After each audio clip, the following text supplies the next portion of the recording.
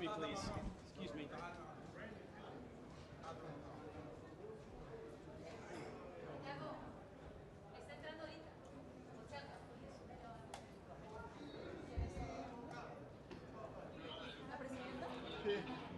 Gracias.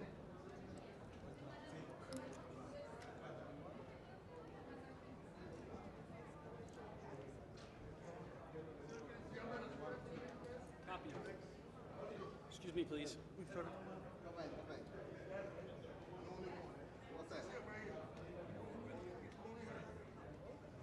Copy.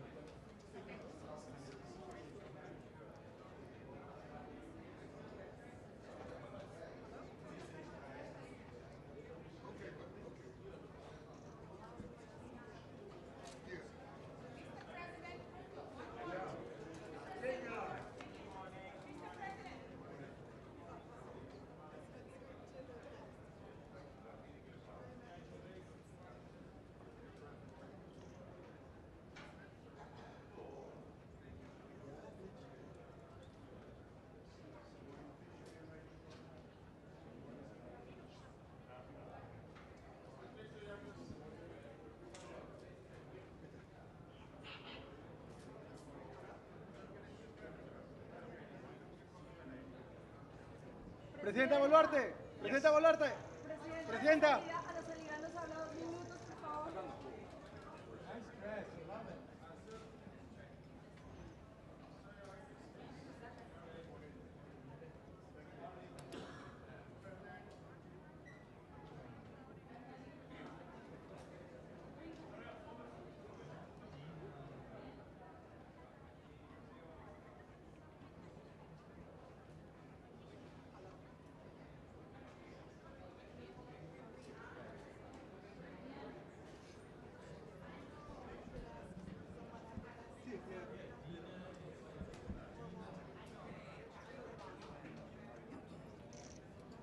Excuse me, please. I need to pan around. Okay.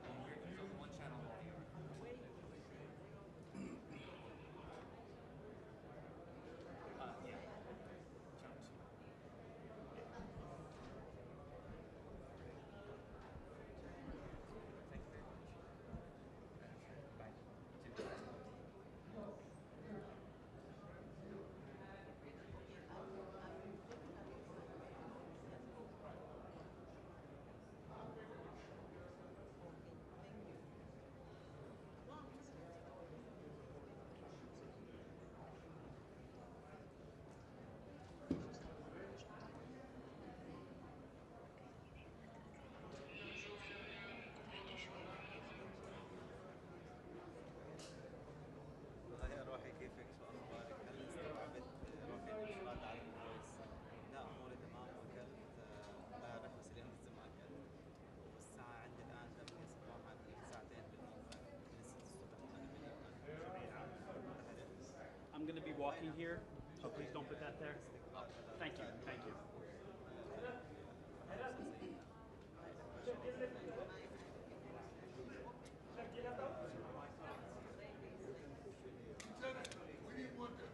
He's coming back.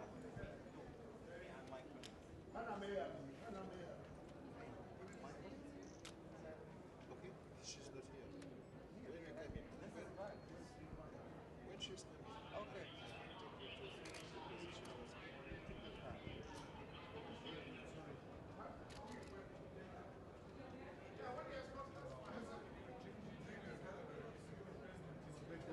One moment. والله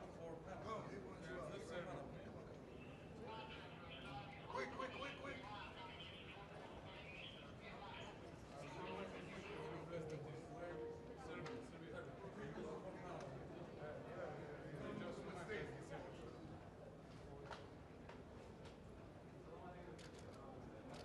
FYI, I'm getting a little elbowed up here on this أمن platform.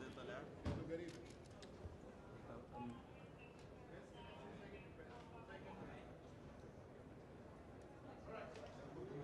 طلع ما عليك Já está a chegar. Mas olha,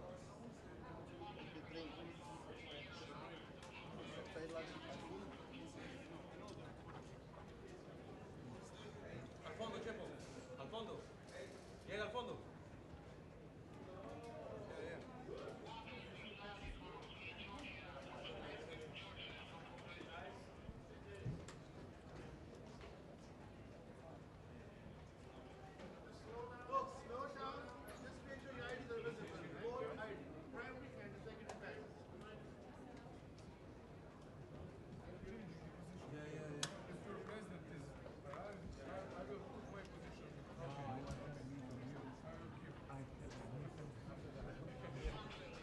Sorry, Wayne.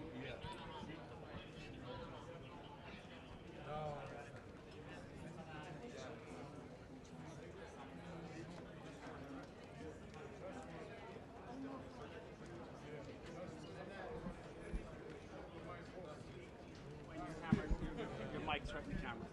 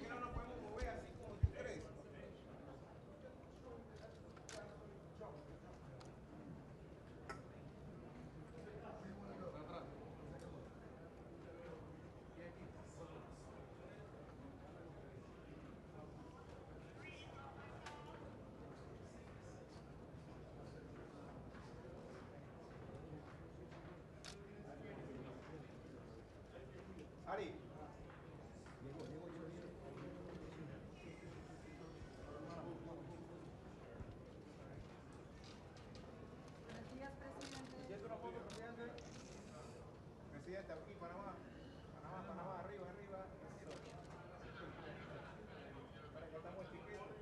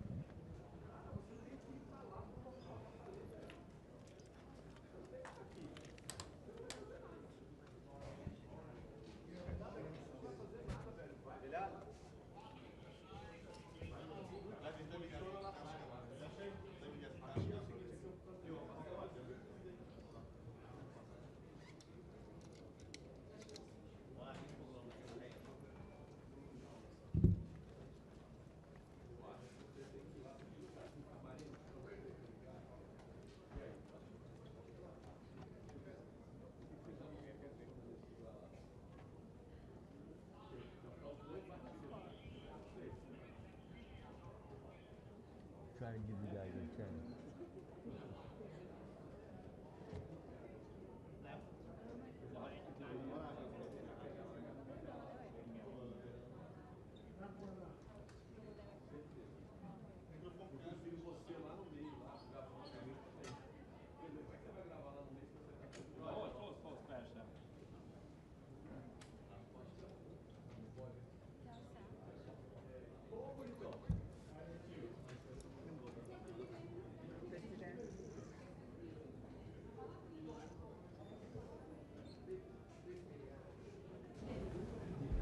Audio. Mas diga-me, Sr. Presidente, o que é que Portugal traz a esta... São 80 anos de existência São das 80 Nações anos Unidas. e nós queremos mais 80 anos. Mas, Sr. Presidente, sabia que é inédito? 80 anos e a África é o único continente que não está representado Mas no sabe o que é que Conselho de Portugal Segurança. pensa? Nós achamos que tem de haver Uhum. uma reforma do Conselho de Segurança com presença permanente africana, com presença dos sítios, com países como o Brasil e a Índia presentes. Isto é, uma transformação profunda do Conselho de Segurança para corresponder ao mundo de hoje. O Conselho de Segurança corresponde ao mundo de 45. Exatamente. Já lá vai muito tempo. Então apoia a entrada. Claro, mas apoiamos há anos. Obrigada, Sempre. presidente. Beijinho. O discurso do presidente Lula junto ao presidente Trump, o senhor acha que os dois deveriam encontrar aqui e conversar? Aqui todo mundo se encontra com todo mundo. Ainda ontem encontrei o presidente Lula porque eu falei assim a ele. E, portanto, cruzamos-nos.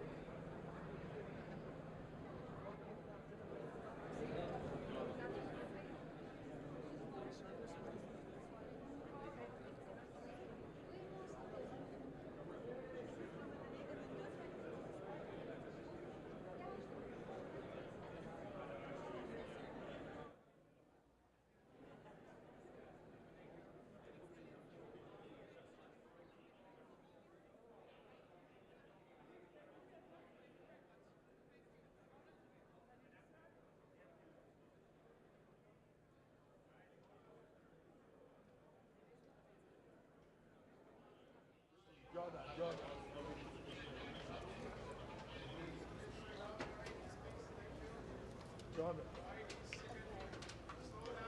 Be careful. You can't do all. Okay, you are doing.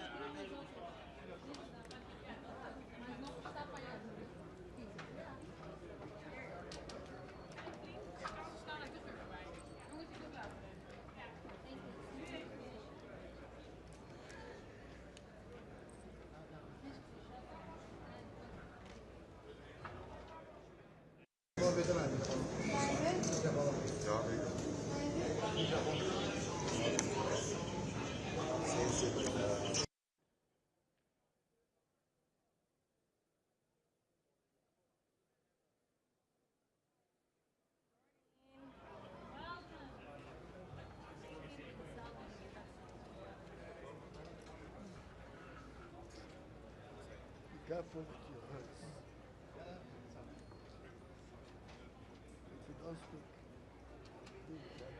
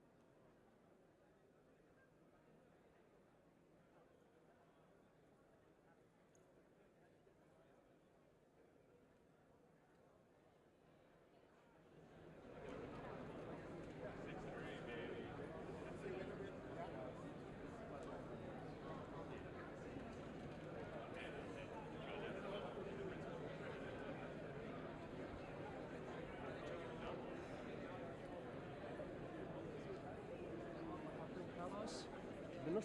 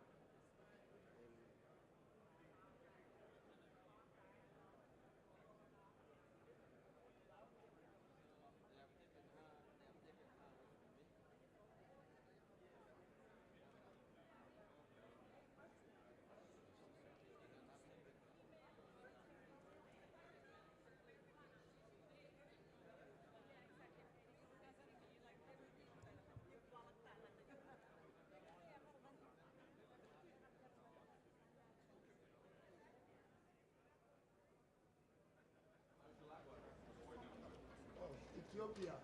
Yes, sir. Ethiopia. No, it's Oh, Mr. President, good morning. How are you? Could you speak at the end? I know, but maybe later. Thank you, sir.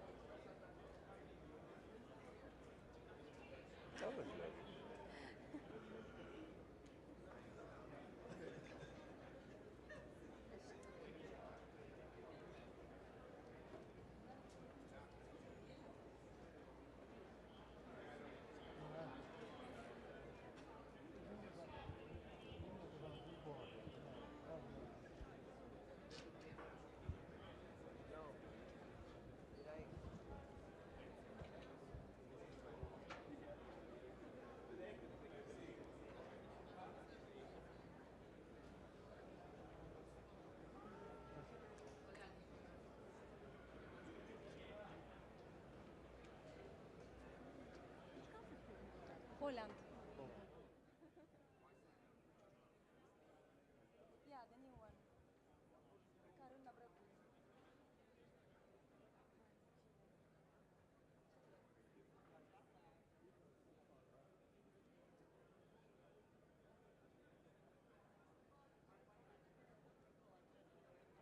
Buenos días, presidente.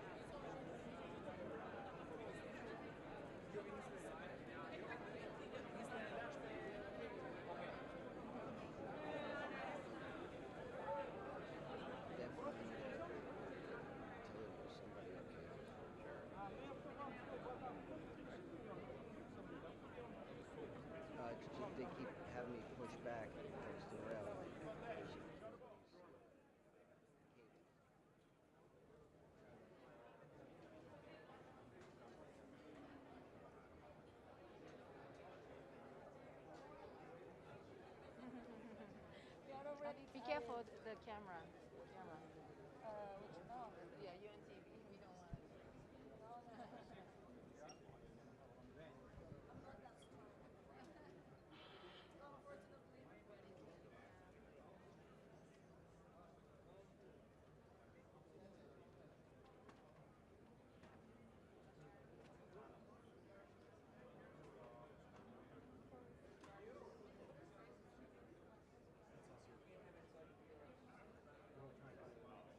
it.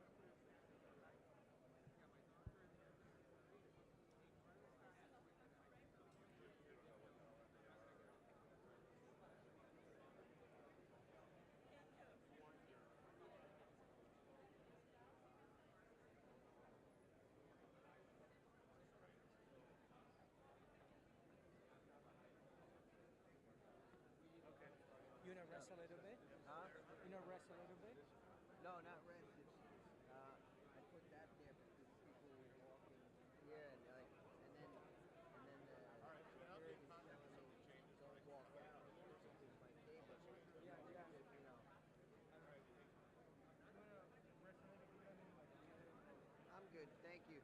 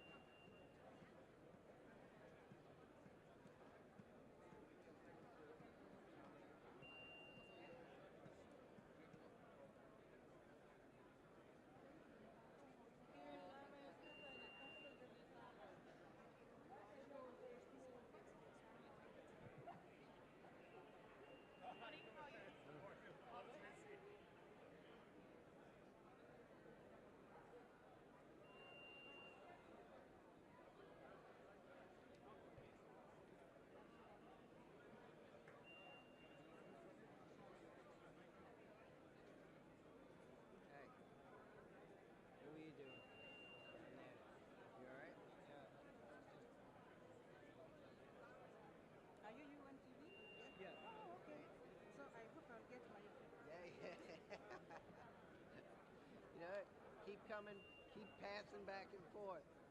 This is Pamela. We are always communicating. Yes. I'm always sending for the credentials, you know? Yep. Yeah. Okay. You just Pamela.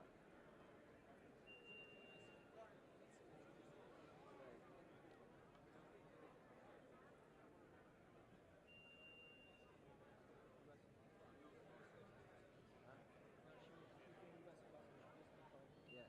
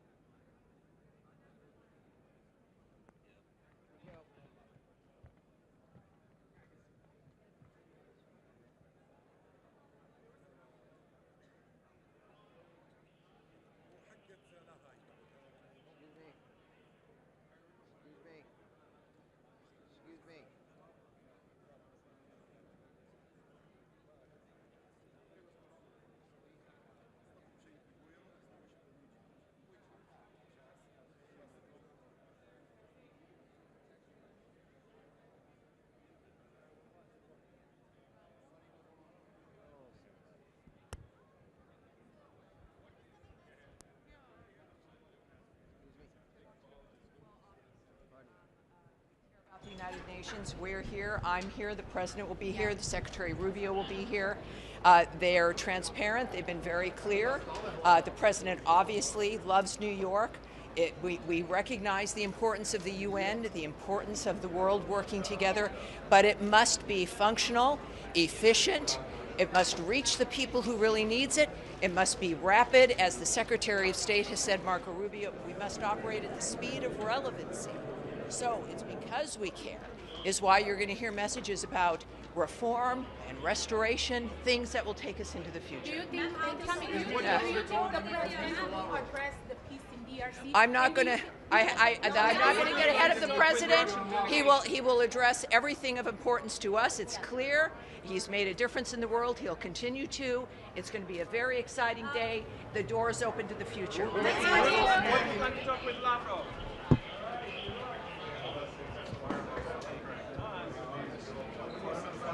She's spokesperson.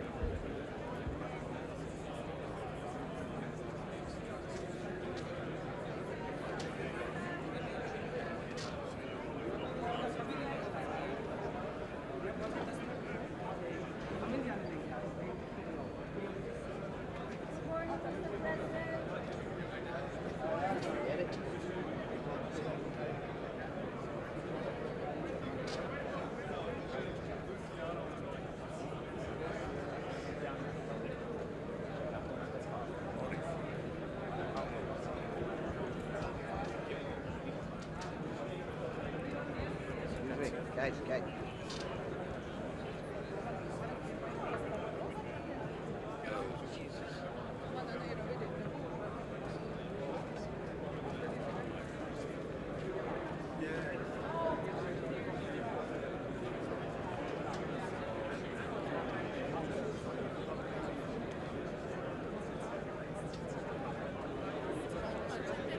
Passa a interpretar para gravar.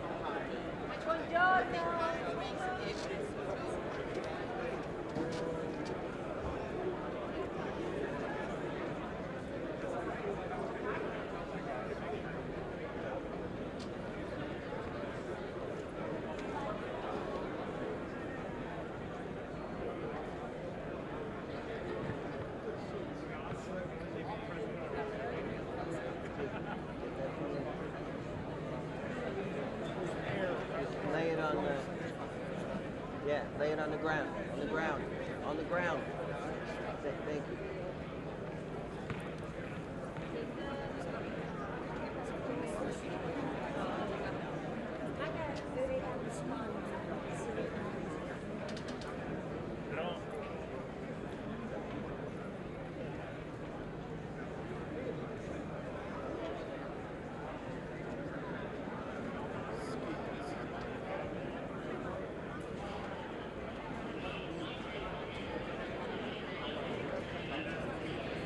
Yeah, he disappeared before.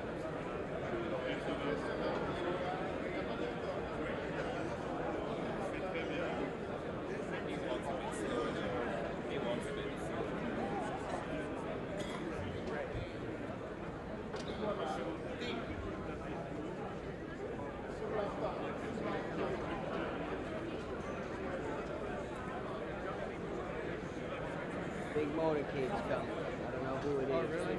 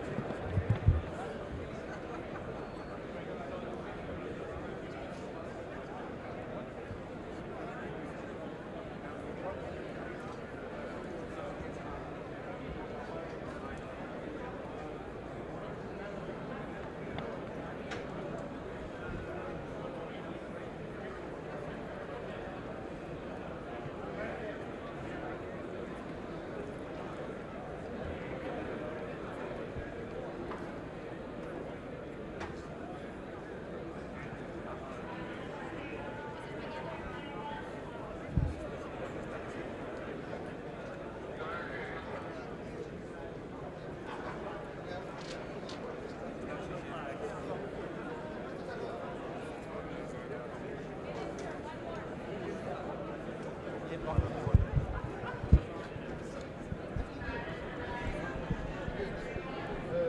can we expect from Rwanda?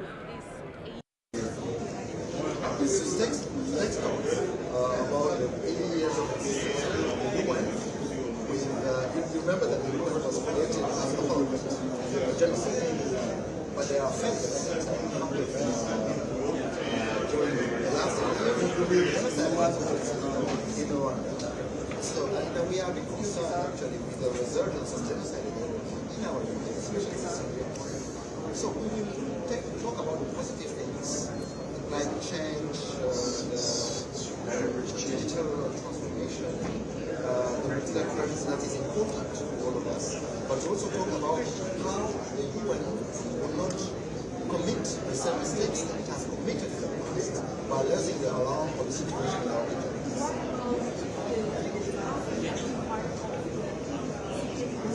That is important because now you know that when the UN Charter was adopted, only 4 African countries were independently signed from the Charter. And now, a third of the items on the agenda of Security Council is about African conflict and African issues. Yet we don't have any single permanent mandate. So what we believe is that we need to have at least 2 African states as permanent members with all rights and privileges, including electoral rights. So we believe in that. What about the ceasefire?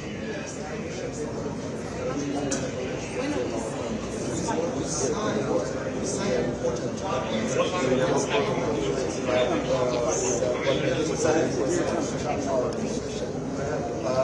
now meetings are taking place in Washington of all types that are provided for by the one But on the ground, we are concerned about the violation of the ceasefire, including the targeting of communities,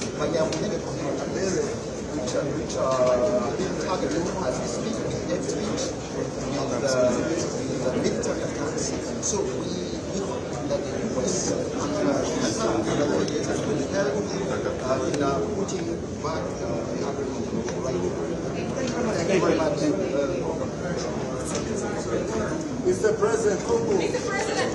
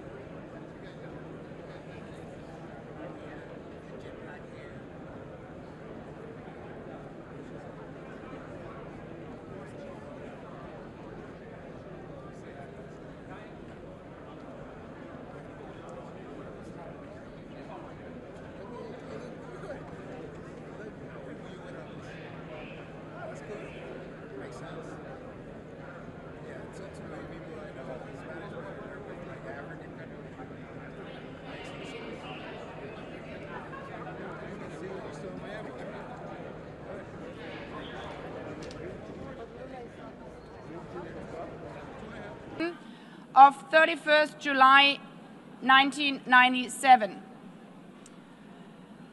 Please take your seat. I now give the floor to the Secretary General of the United Nations, His Excellency Antonio Guterres.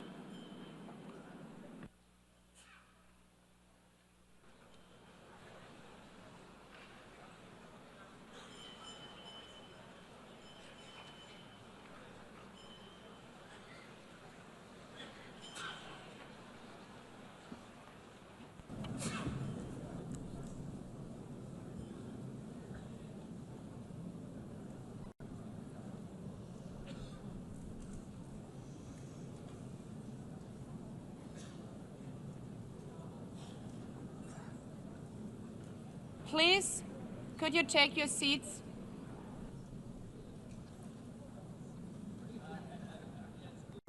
Let me begin with two words we have not been able to say often enough in this hall.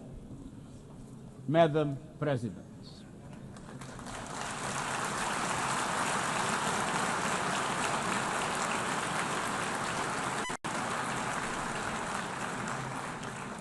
Excellencies, ladies and gentlemen, 8 years ago, in a world scorched by war, leaders made a choice: cooperation over chaos, law over lawlessness, peace over conflict. And that choice gave birth to the United Nations, not as a dream for perfection, but as a practical strategy for the survival of humanity. Many of our founders had seen firsthand the hell of the death camps and the terror of war. They knew that true leadership meant creating a system to prevent a replay of those horrors, a firewall against the flames of conflict and World War III, a forum for sovereign states to pursue dialogue and cooperation, and a concrete affirmation of an essential human truth: we are all in this together. And this General Assembly Hall is the heartbeat of that truth. It is why for decades, world leaders have come to this one-of-a-kind podium. It is why you are here today. Because at its best, the United Nations is more than a meeting place. It's a moral compass, a force for peace and peacekeeping, a guardian of international law, a catalyst for sustainable development, a lifeline for people in crisis, a lighthouse for human rights, and a center that transforms your decisions, the decisions of member states, into action.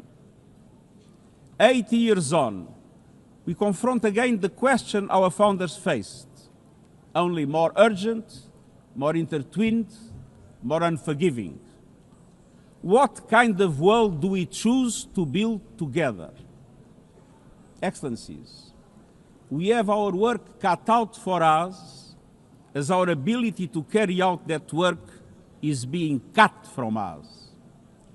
We have entered in an age of reckless disruption and relentless human suffering. Look around. The principles of the United Nations that you have established are under siege. Listen, the pillars of peace and progress are buckling under the weight of impunity, inequality, and indifference.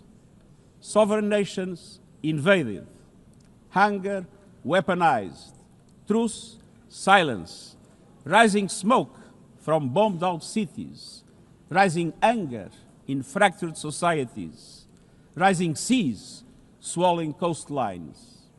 Each one a warning, each one a question: what kind of world will we choose? A world of raw power or a world of laws? A world that is a scramble for self-interest or a world where nations come together? A world where might makes right or a world of rights for all? Excellencies, our world is becoming increasingly multipolar, and this is positive, reflecting a more diverse, dynamic global landscape. But multipolarity without effective multilateral institutions, can court chaos, as Europe has learned the hard way, resulting in World War I. It was multipolar, but there was no multilateral institutions. So let's be clear. International cooperation is not naivete. It is hard-headed pragmatism. In a world where there's leap borders, isolation is an illusion. No country can stop a pandemic alone. No army can halt rising temperatures. No algorithm can rebuild trust once it is broken. These are global stress tests of our system, our solidarity, and our resolve. I'm convinced we can pass these tests, and we must. Because people everywhere are demanding something better, and we owe them a system worthy of their trust and a future worthy of their dreams. And so we must make the choice, an active choice, to reaffirm the imperative of international law, to reassert the centrality of multilateralism, to reinforce justice and human rights, and to recommit to the principles that gave rise to our organization, and to the promise contained in its first words, we the peoples. Excellencies, the choices we face are not part of an ideological debate. They are a matter of life and death for millions. As I scan the global landscape, we must make 5 critical choices. First, we must choose peace rooted in international law. Peace is our first obligation. Yet today, wars rage with a barbarity we vowed never to allow. Too often, the Charter is brandished when convenient and trampled when not. But the Charter is not optional. It is our foundation. And when the foundation cracks, everything built upon fractures. Around the world, we see countries acting as if the rules don't apply to them. We see humans treated as less than human, and we must call it out. Impunity is the mother of chaos, and it has spawned some of the most atrocious conflicts of our times. In Sudan, civilians are being slaughtered, starved, and silenced. Women and girls face unspeakable violence. There is no military solution. I urge all parties, including those in this hall, end the external support that is fueling this bloodshed. Push to protect civilians, because the Sudanese people deserve peace, dignity, and hope. In Ukraine, relentless violence continues to kill civilians, destroy civilian infrastructure, and threaten global peace and security. I commend recent diplomatic efforts by the United States and others. We must work for a full ceasefire and a just, lasting peace in accordance with the Charter, UN resolutions, and international law. In Gaza, the horrors are approaching a third monstrous year. They are the result of decisions that defy basic humanity. The scale of death and destruction are beyond any other conflict in my years as Secretary General. The International Court of Justice has issued legally binding provisional measures in the case named Application of the Convention on the Prevention and Punishment of the Crime of Genocide in the Gaza Strip. Since then, a famine has been declared and the killing has intensified. The measures stipulated by the ICJ must be implemented fully and immediately.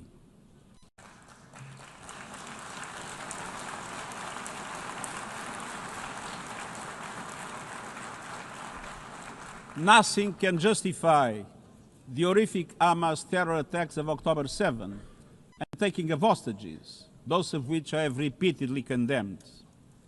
And nothing can justify the collective punishment of the Palestinian people and the systematic destruction of Gaza.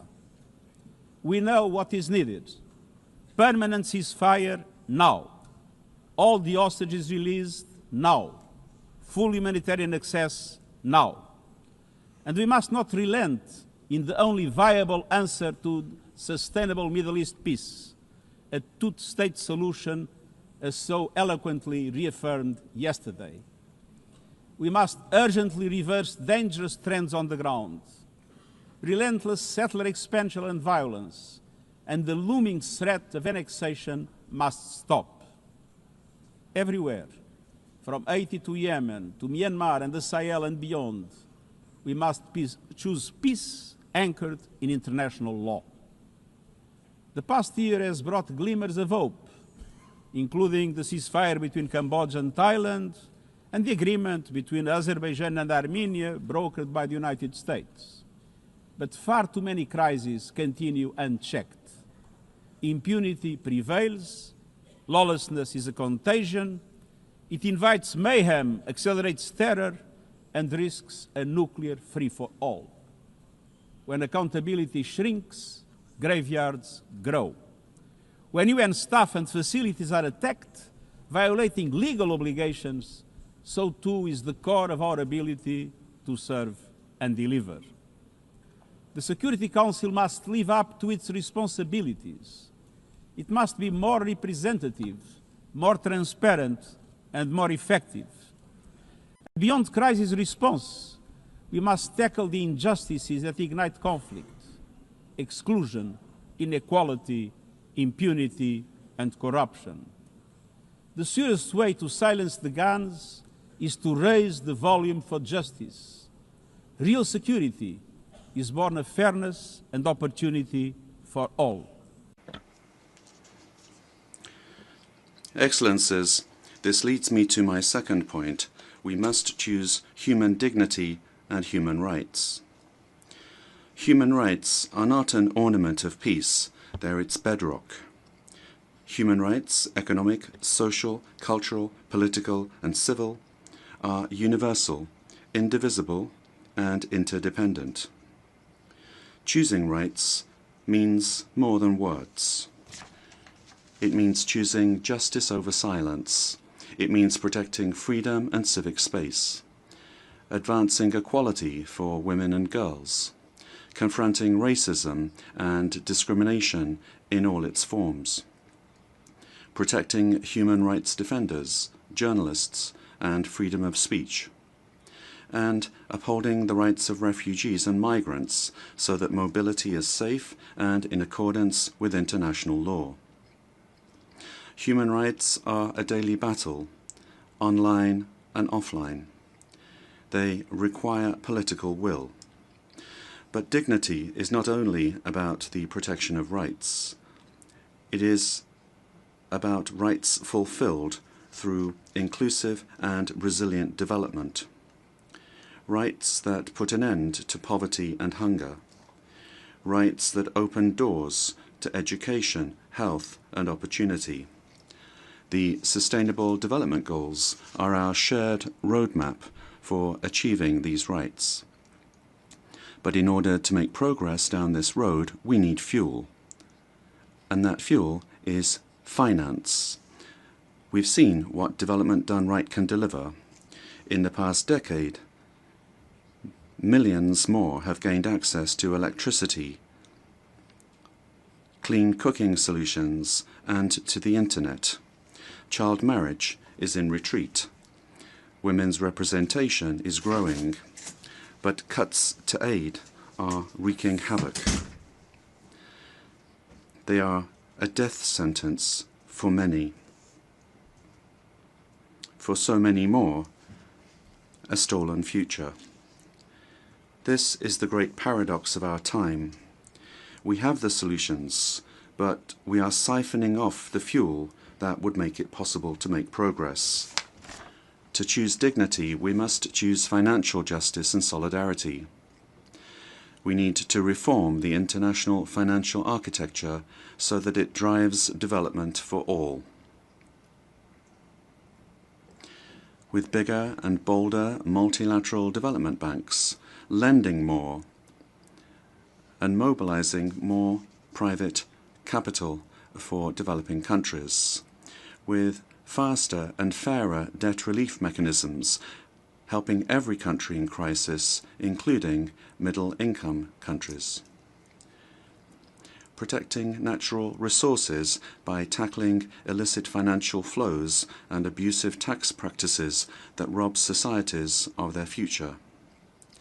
And global financial institutions that represent today's world, with far greater participation of developing countries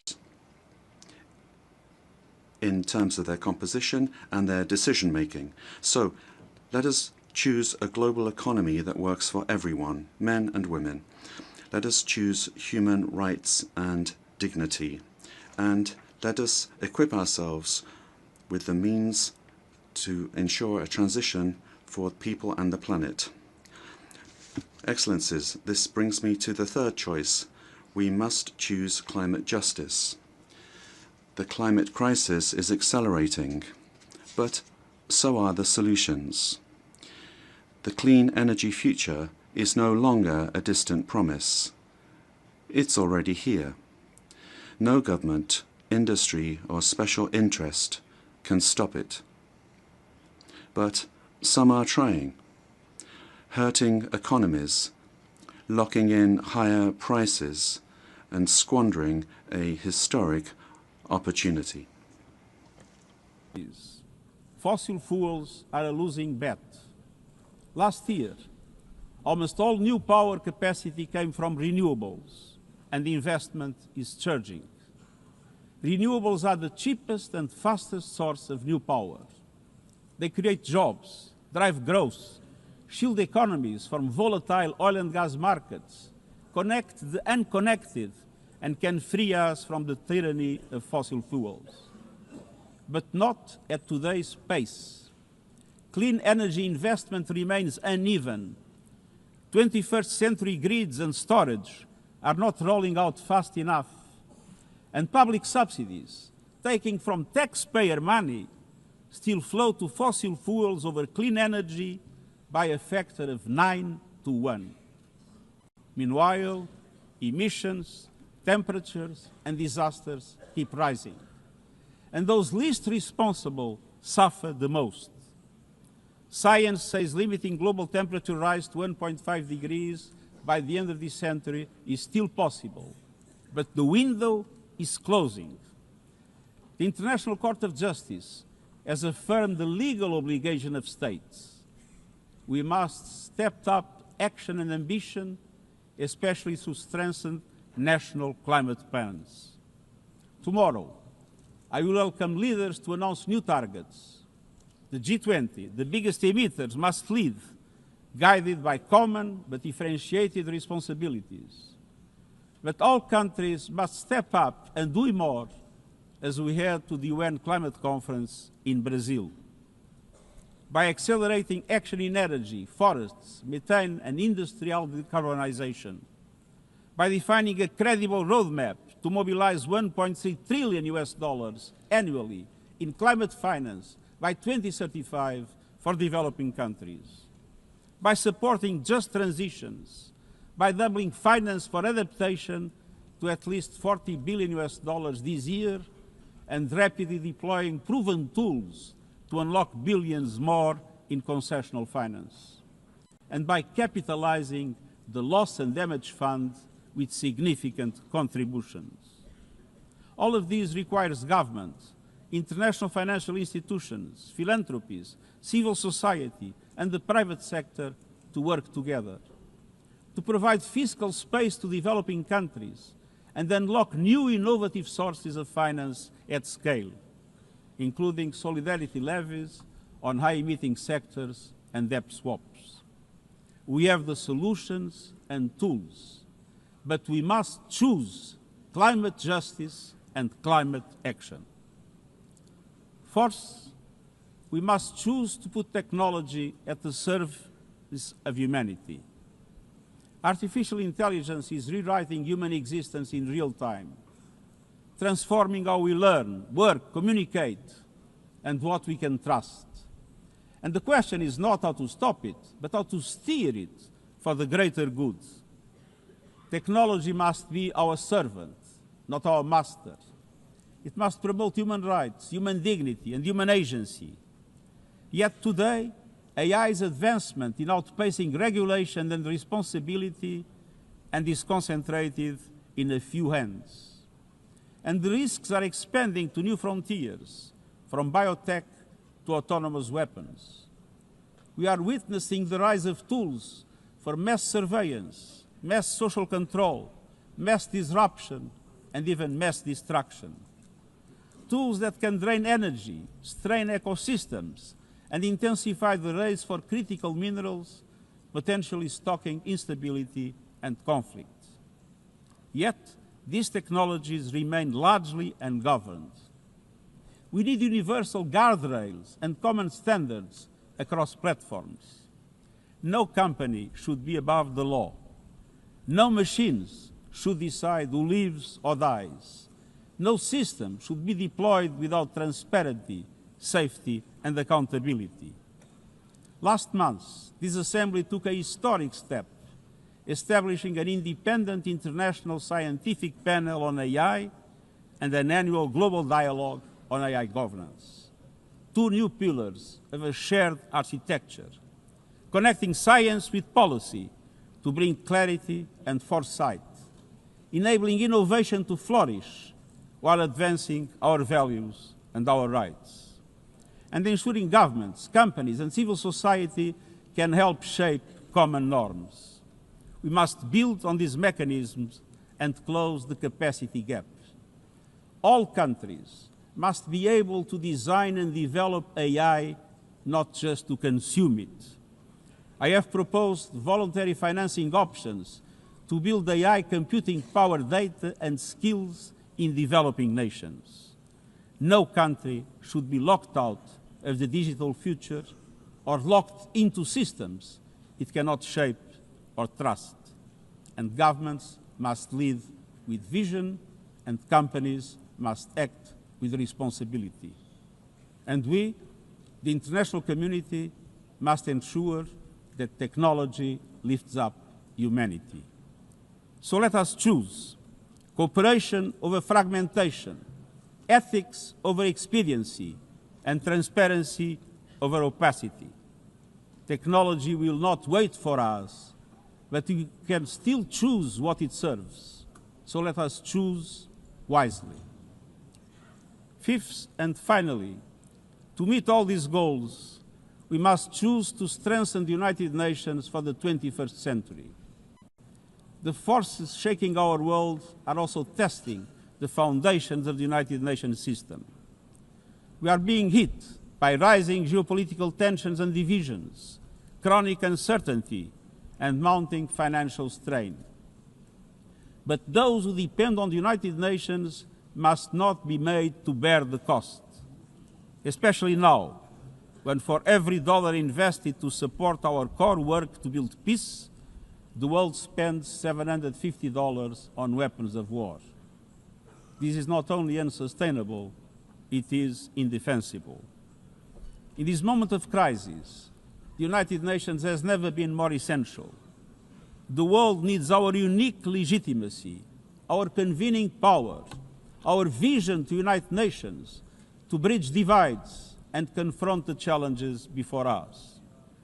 The Pact for the Future has shown your determination to build a United Nations that is stronger, more inclusive, and more effective. That is the logic and the urgency of our UN80 initiative. We are moving swiftly and decisively. I put forward concrete proposals, a revised budget for 2026 that strengthens accountability, improves delivery, and cuts costs. Practical reforms to implement mandates more effectively and efficiently with greater impact. And ideas to spark a paradigm shift in the structure of the UN and how its parts work together.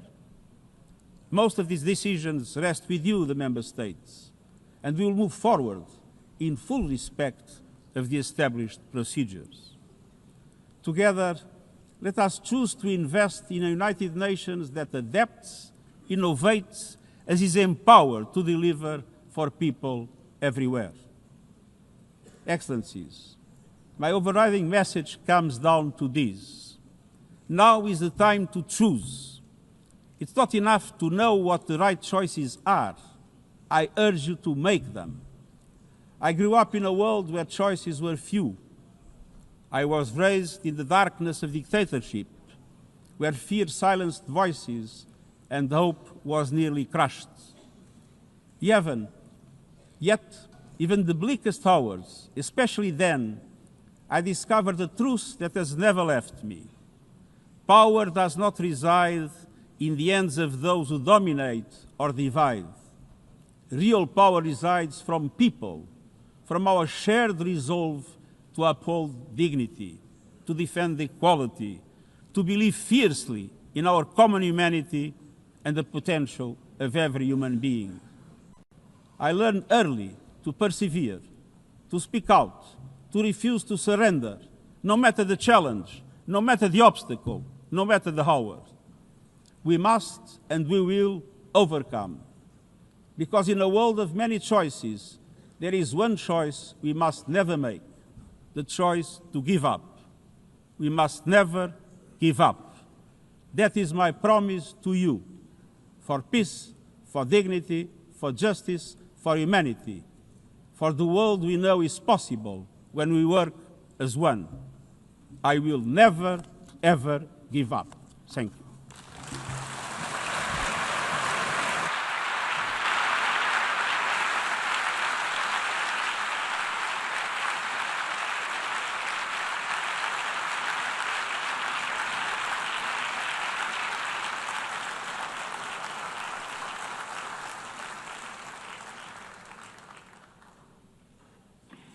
I thank the Secretary General.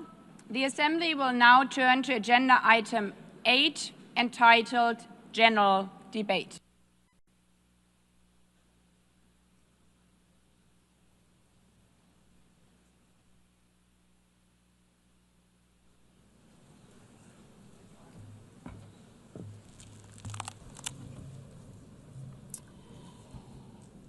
"80 years. Longer than the average human life. This anniversary of the United Nations should have been a moment of celebration. But this is not an ordinary year. Just look at the state of our world, as the Secretary General described. Thousands of orphans in Gaza are wandering around the rubble, eating sand, drinking contaminated water. 90-year-old women in Ukraine are hiding from drones, trapped in their homes instead of living their final years in peace. Children in Haiti, too afraid to walk to school, afraid they might be gunned down by gangs like their friends. And for every conflict and tragedy that seizes the headlines, there are so many more that are forgotten, lost to the news cycle. Like women in Democratic Republic of the Congo, shielding their daughters from armed groups, fearful they might be raped. And Rohingya children, spending their whole childhood in tattered tents, unable to remember what their home looks like. Faced with these realities, now is not the time to celebrate, but to ask ourselves, where is the United Nations? Distinguished heads of state and government, Mr. Secretary General, Excellencies, ladies and gentlemen, people out there in the world watching us.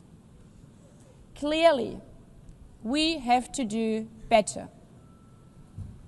But what we should not let cynics allow to weaponize these failures, to argue that our institution is a waste of money, outdated, irrelevant.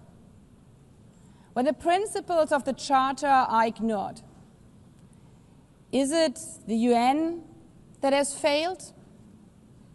When tanks rolled into Ukraine, was it because Article 2 of the Charter is not clear enough about sovereignty and territorial integrity? When civilians, children, are killed in Gaza, is it humanitarian law at fault for failing to protect them? It's not the Charter which fails. It's not the UN as an institution which fails. The Charter, our Charter, is only as strong as member states' willingness to uphold it, and their willingness to hold to account those who violate it. Excellencies, yes, our world is in pain. Yes, we have failures. But imagine how much worse would it be without the United Nations? Would a single person be better off without it? Without UNICEF, 26 million children would not have received an education. Without the World Food Programme, nearly 125 million people would have lacked life-saving food assistance. Without the World Health Organization, over 1 billion vaccines would not have been supplied. Sometimes we could have done more, but we cannot let this dishearten us. If we stop doing the right thing, evil would prevail. This 80th session is not about big celebrations. It's about finding the resolve not to give up, the resolve to be better together, just as our predecessors did 8 decades ago. This institution was born in a world on fire and desperate for reprieve. 750 million, nearly a third of humanity back then, still under colonial rule. 2 world wars in a generation, 70 million dead. The horrors of the Holocaust revealed to our collective shame. This was a generation that knew almost nothing but suffering and despair. The signing of the Charter in 1945 gave hope to millions, gave us a North Star that guided our path from the ashes of war, helped guide nations from colonial rule into independent states, helped end apartheid. Across the decades, the United Nations has been a compass pointing toward peace, humanity, and justice. We have not always succeeded, but the story of this institution is not a story of easy victories. It's a story of falling and rising, of pulling ourselves and each other back up and trying harder. We gather here for the 80th time, not for empty celebration, not out of ritual, not to hear our own voices. We gather to prove that this institution matters, and that through this institution, every nation represented here, no matter how big or small, can summon again the strength and unity first shown in San Francisco 80 years ago. The courage and resolve of world leaders, who even while some called them back then naive, believed they could build a better world from the wreckage of the old. They showed then what true leadership is. It's not about imposing your will or putting others down. True leadership is about lifting others up, not out of altruism, but for our mutual benefit, and even out of our self-interest. Because as our founders and every architect of peace since then has understood, helping others is what makes ultimately our own countries stronger. Could any state have faced the global pandemic alone? The virus did not have any passport. We were only able to solve it at the end with the support of the World Health Organization. The climate crisis does not stop at borders. CO2 emissions anywhere affect people everywhere. Even the wealthiest cities in the world cannot shield themselves from wildfires. And imagine coming here by plane, how safe would you feel to step into the next airplane if there were no International Civil Aviation Organization anymore, which is responsible for setting safety regulations for 5 billion passengers each year? How comfortable would you be with your children using the internet while AI is uncontrolled and unchecked? As the lines between what is real and fake start to blur. In this globalized, digitalized world, we work together or we suffer alone. Excellencies, the theme of this milestone session and the high-level week is therefore better together. 80 years and more for peace, development, and human rights. Will living up to that be easy? No. But this hall was not built for easy times. It was built to come together to confront the hardest topics. This session is a session where the high-level week is about resolving differences. We showed some of it yesterday already. But even the house of dialogue and diplomacy needs a renovation. That is why the UN80 initiative and the wider reform process are not luxuries, but necessities. We are literally now at a crossroads, a make it or break it moment, politically, financially. Therefore, we have to deliver a United Nations that is agile, cost-effective, and fit for purpose. Member States have to give the Secretary General and this process their full support, because reform cannot stop in New York. It must carry through to every capital. That includes delivering the Pact for the Future and accelerating progress on the Sustainable Development Goals. Again, this is not about charity.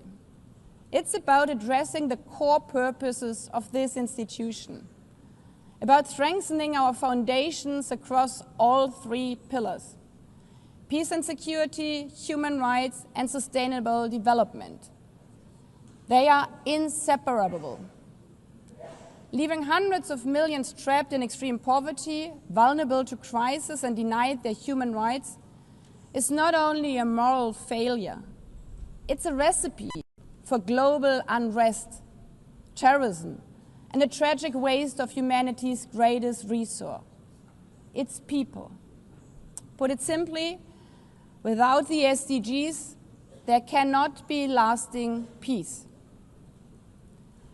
Excellencies, our future as an institution will also be shaped by the selection of the next Secretary General. And here we must pause and reflect. In nearly 80 years, this organization has never chosen a woman for that role. One might wonder how out of 4 billion potential candidates, there could not be found a single one. Of course,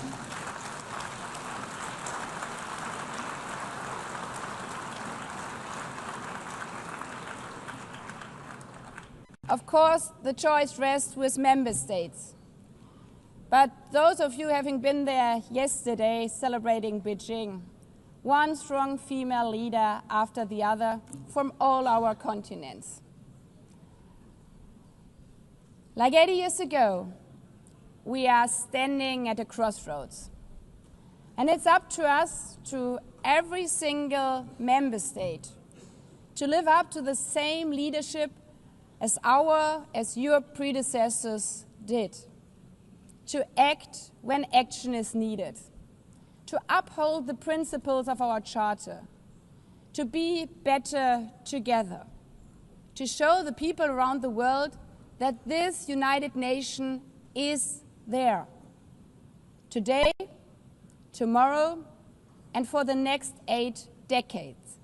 Because, after all, it's the life insurance for every country.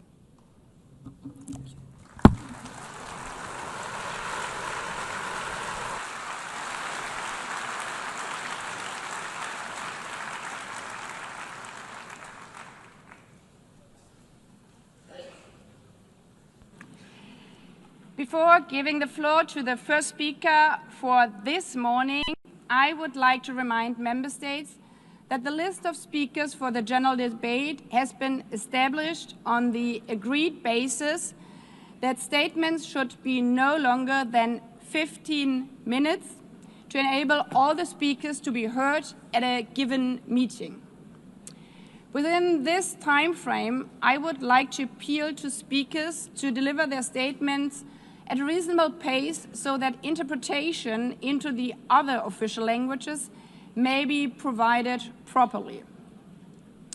I would also like to draw your attention to the decision taken by the Assembly at previous sessions, namely that the practice of expressing congratulations inside the Assembly Hall after speech has been delivered is strongly discouraged.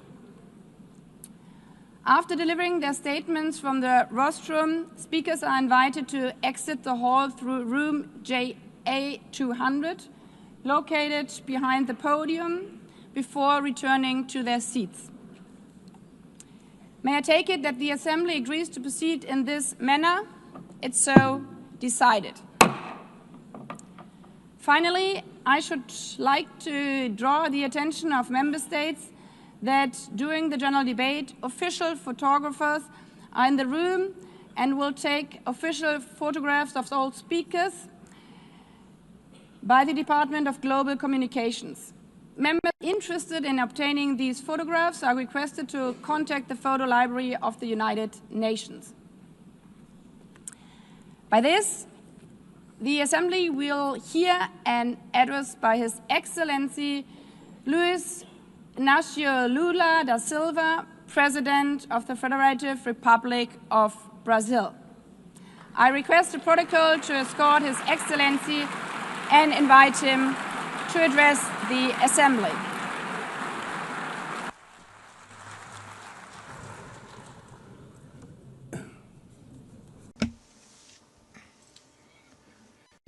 Madam President of the General Assembly, Annalena Baerbock, Mr. Secretary General Antonio Guterres, dear heads of state and government, and representatives of the member states gathered here.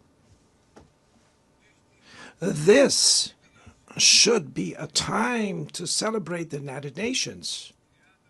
Created at the end of the war, the UN symbolizes the highest expression of the aspiration for peace and prosperity. Today, however, the ideals that inspired its founders in San Francisco are under threat as never before in their history. Multilateralism is at a new crossroads. The organization's authority is in check. We are witnessing the consolidation of an international order marked by repeated concessions to power play. Attacks on sovereignty, arbitrary sanctions, and unilateral interventions are becoming the rule. There is a clear parallel between the multilateralism crisis and the weakening of democracy.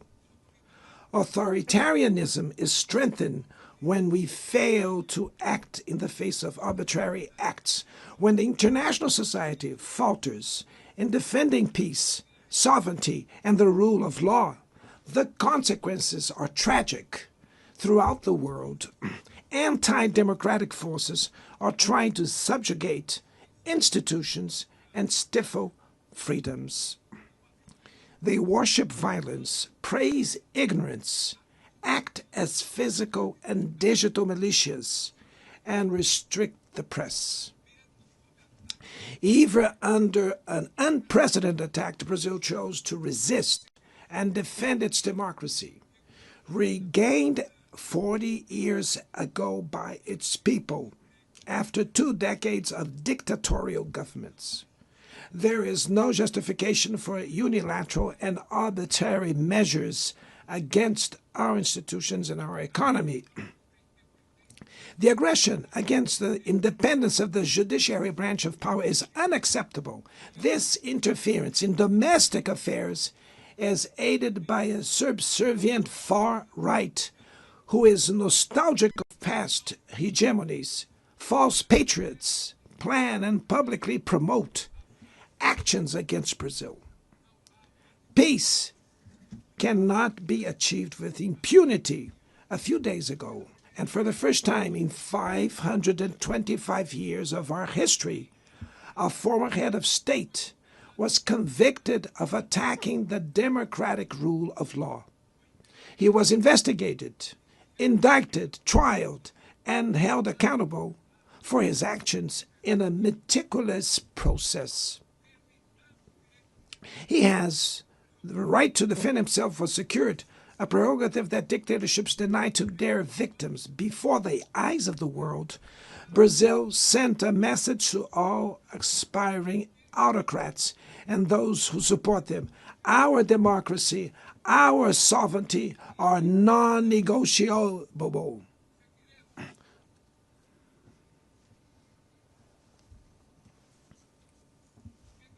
We will continue as an independent nation and as a people free from any type of guardianship. Sound democracies go beyond the electoral ritual. Its strength presupposes the reduction of inequalities, the guarantee of the most basic rights: food, safety, work, housing, education, and health. Democracy fails when women earn less than men or die at the hands of partners and family members. It loses when it closes its doors and blames migrants for the world's ills. Poverty is as much an enemy of democracy as extremism. Therefore, we were proud to receive confirmation from FAO that Brazil has once again left the hunger map in this year, 2025. But in the world, there are still 670 million hungry people, and about 2.3 billion face food insecurity. The only war of which everyone can emerge victorious is the one we wage against hunger and poverty. This is the goal of the global alliance we launched at the G20 and which has the support of 103 countries. The international community needs to revise its priorities, reduce arms spending, and increase development aid. Relieve the service of the foreign debt of the poorest countries, above all African nations, and set minimum global tax standards so that the super rich pay more taxes than workers. Democracy is also measured by the ability to protect families and the childhood. Digital platforms offer possibilities for us to come together in ways we never imagined. But they have been used for sowing intolerance, misogyny, xenophobia, and misinformation. The internet cannot be a land of lawlessness. It's up to governments to protect the most vulnerable. Regulating does not mean restraining freedom of expression. It's about ensuring that what is already illegal in the real world is treated the way in the virtual environment. Attacks on regulation serve to cover up hidden interests and provide shelter for crimes such as fraud, human trafficking, pedophilia, and attacks against democracy. The Brazilian parliament was right to rush to address this issue. Last week, I proudly enacted one of the world's most advanced laws for the protection of children and adolescents in the digital environment. Also, we sent draft bills to the National Congress to foster competition in digital markets and to encourage the installation of sustainable data centers.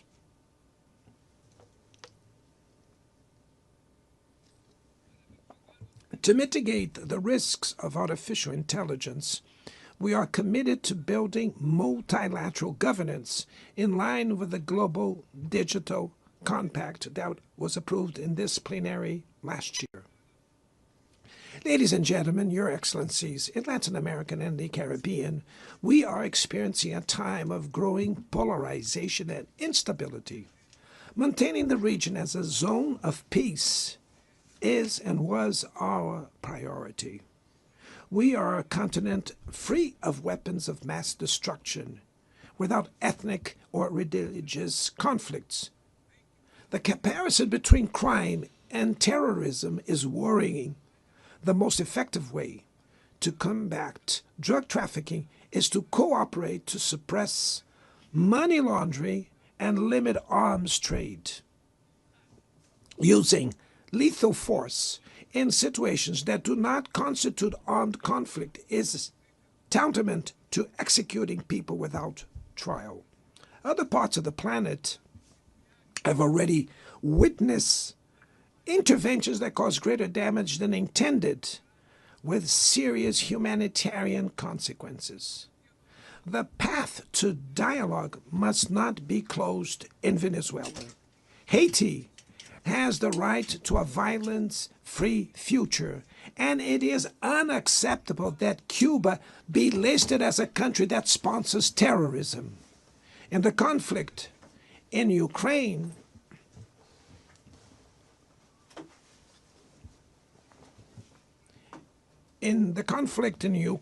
we all already know that there will be no military solution. The recent meeting in Alaska raised hopes for a negotiated way out. It's necessary to pave the way for a realistic solution. This implies taking into account the legitimate security concerns of all parties. The African Initiative and the Friends for Peace group created by China and Brazil can help promote dialogue and a diplomatic solution. No situation is more emblematic of the disproportionate and illegal use of force than the one occurring in Palestine.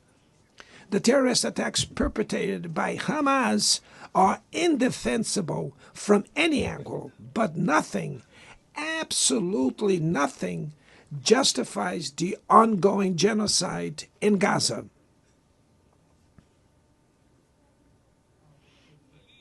There, under tons of rubble, are buried tens of thousands of innocent women and children. There, we can see that international humanitarian law and the myth of ethical exceptionalism of the West are also being buried there.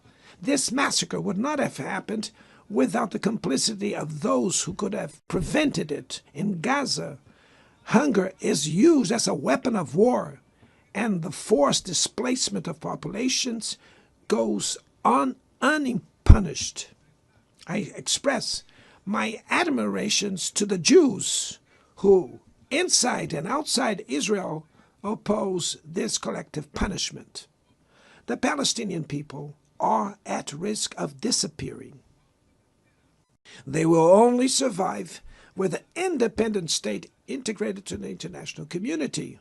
This is the solution defended by more than 150 UN members, reaffirmed yesterday here in this very plenary, but bared by a single veto. It is regrettable that President Mahmoud Abbas was prevented by the host country of occupying the Palestinian bench at this historical moment.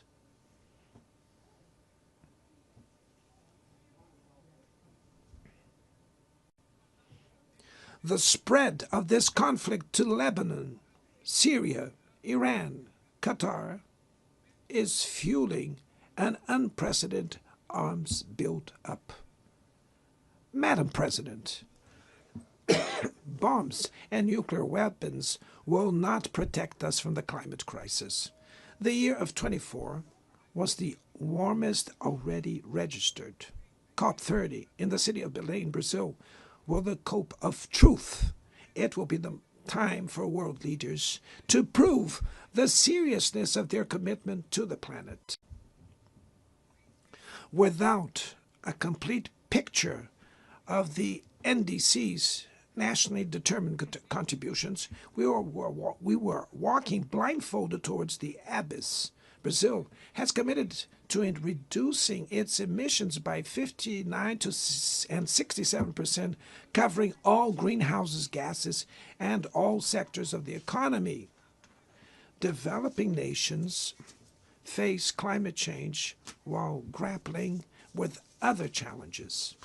Meanwhile, rich countries enjoy a standard of living reached at the expense of 200 years of greenhouse gas emissions, demanding greater ambition and greater access to resources and technology. It's not a matter of charity, but of justice. The race for critical minerals essential for energy transition cannot reproduce the predatory and asymmetrical logic that has characterized recent centuries. In Belém City, the world will learn about the reality of the Amazon. Brazil has already reduced deforestation by half in the region in the last 2 years.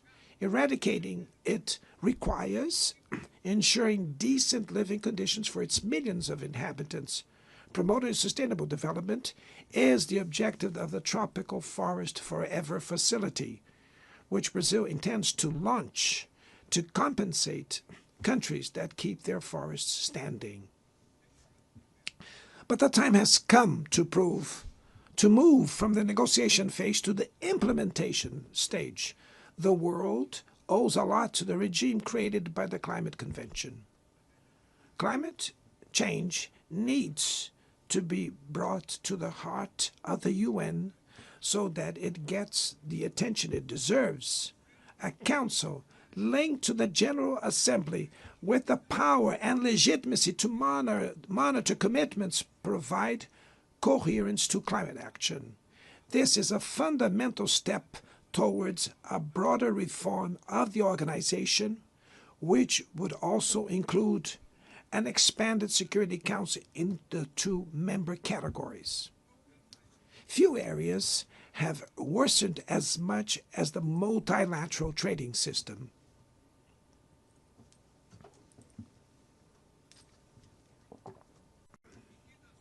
Unilateral measures have rendered fundamental principles, such as the most favored nations clauses, meaningless. They have disrupted value chains and threw the global economy into a pernicious spiral of high prices and stagnation. It is urgent to refound the WTO based on modern and flexible foundations. Your Excellencies, ladies and gentlemen, this year, the world lost 2 exceptional public figures. Former Uruguayan President Pepe Mujica and our dear Pope Francis, both embodied the best humanist values like no other. Their lives were intertwined with the 8 decades of the UN's existence. If they were still among us, they would use this platform to remember that authoritarianism, environmental degradation, and inequality are not relentless, that the only ones defeated are those who stand idly by, resigned, and that we can defeat the false prophets and oligarchs who exploit fear and monetize hate, and that tomorrow is made of daily choices, and it takes courage to act to transform it. In the future that Brazil envisions, there is no room for the reenactment of ideological rivalries or spheres of influence. Confrontation is not inevitable. We need leaders with clear visions who understand that the international order is not a zero-sum game. The 21st century will be increasingly multipolar. For it to remain peaceful, it cannot fall to multilateral. Brazil is giving increasing importance to the European Union, the African Union, ASEAN, CELAC, BRICS, and the G20. The voice of the Global South must be heard. The UN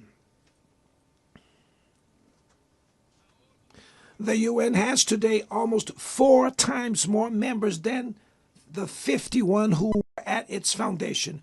Our historic mission is to make it once again a barrier of hope and a promoter of equality, peace, sustainable development, diversity, and tolerance. May God bless us all. And thank you very much.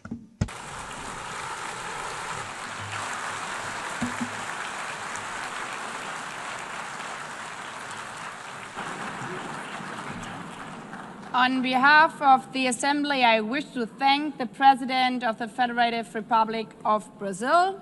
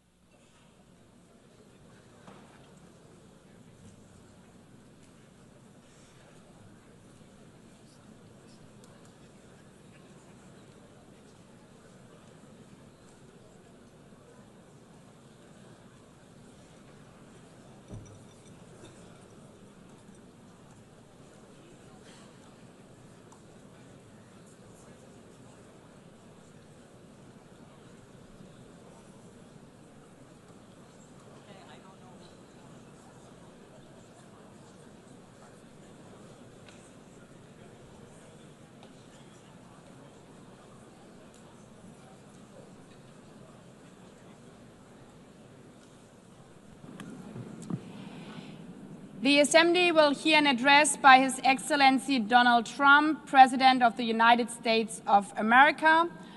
I request protocol to escort His Excellency and invite him to address the Assembly.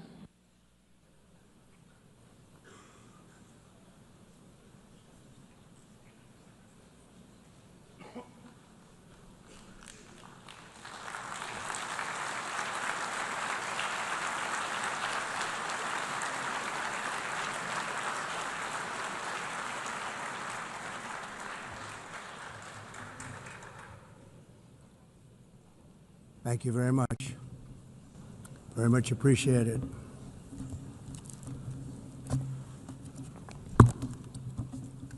And I don't mind making this speech without a teleprompter, because the teleprompter is not working. I feel very happy to be up here with you nevertheless, and that way you speak more from the heart. I can only say that whoever's operating this teleprompter is in big trouble.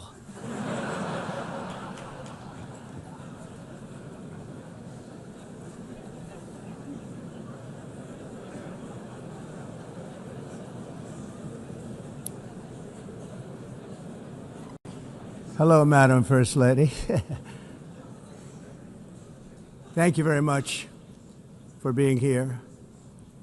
And Madam President, Mr. Secretary General, First Lady of the United States, distinguished delegates, ambassadors, and world leaders.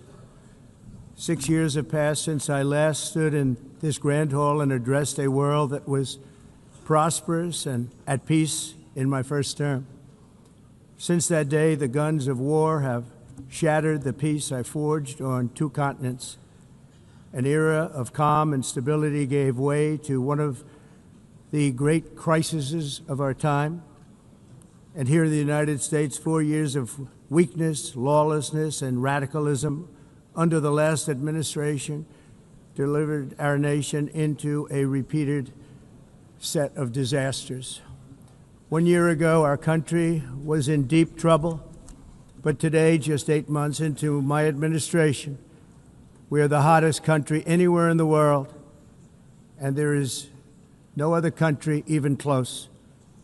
America is blessed with the strongest economy, the strongest borders, the strongest military, the strongest friendships, and the strongest spirit of any nation on the face of the earth. This is indeed the golden age of America. We are rapidly reversing the economic calamity we inherited from the previous administration, including ruinous price increases and record-setting inflation like we've never had before. Under my leadership, energy costs are down, gasoline prices are down, grocery prices are down, mortgage rates are down, and inflation has been defeated. The only thing that's up is the stock market, which just hit a record high. In fact, it hit a record high 48 times in the last short period of time. Growth is surging, manufacturing is booming. The stock market, as I said, is doing better than it's ever done. And all of you in this room benefit by that, almost everybody. And importantly, workers' wages are rising at the fastest pace in more than 60 years. And that's what it's all about, isn't it? In 4 years of President Biden, we had less than $1 trillion of new investment into the United States. In just 8 months since I took office, we have secured commitments and money already paid for $17 trillion. Think of it, 4 years, less than $1 trillion, 8 months, much more than $17 trillion is being invested in the United States, and it's now pouring in from all parts of the world. We've implemented the largest tax cuts in American history and the largest regulation cuts in American history, making this once and again the best country on earth to do business.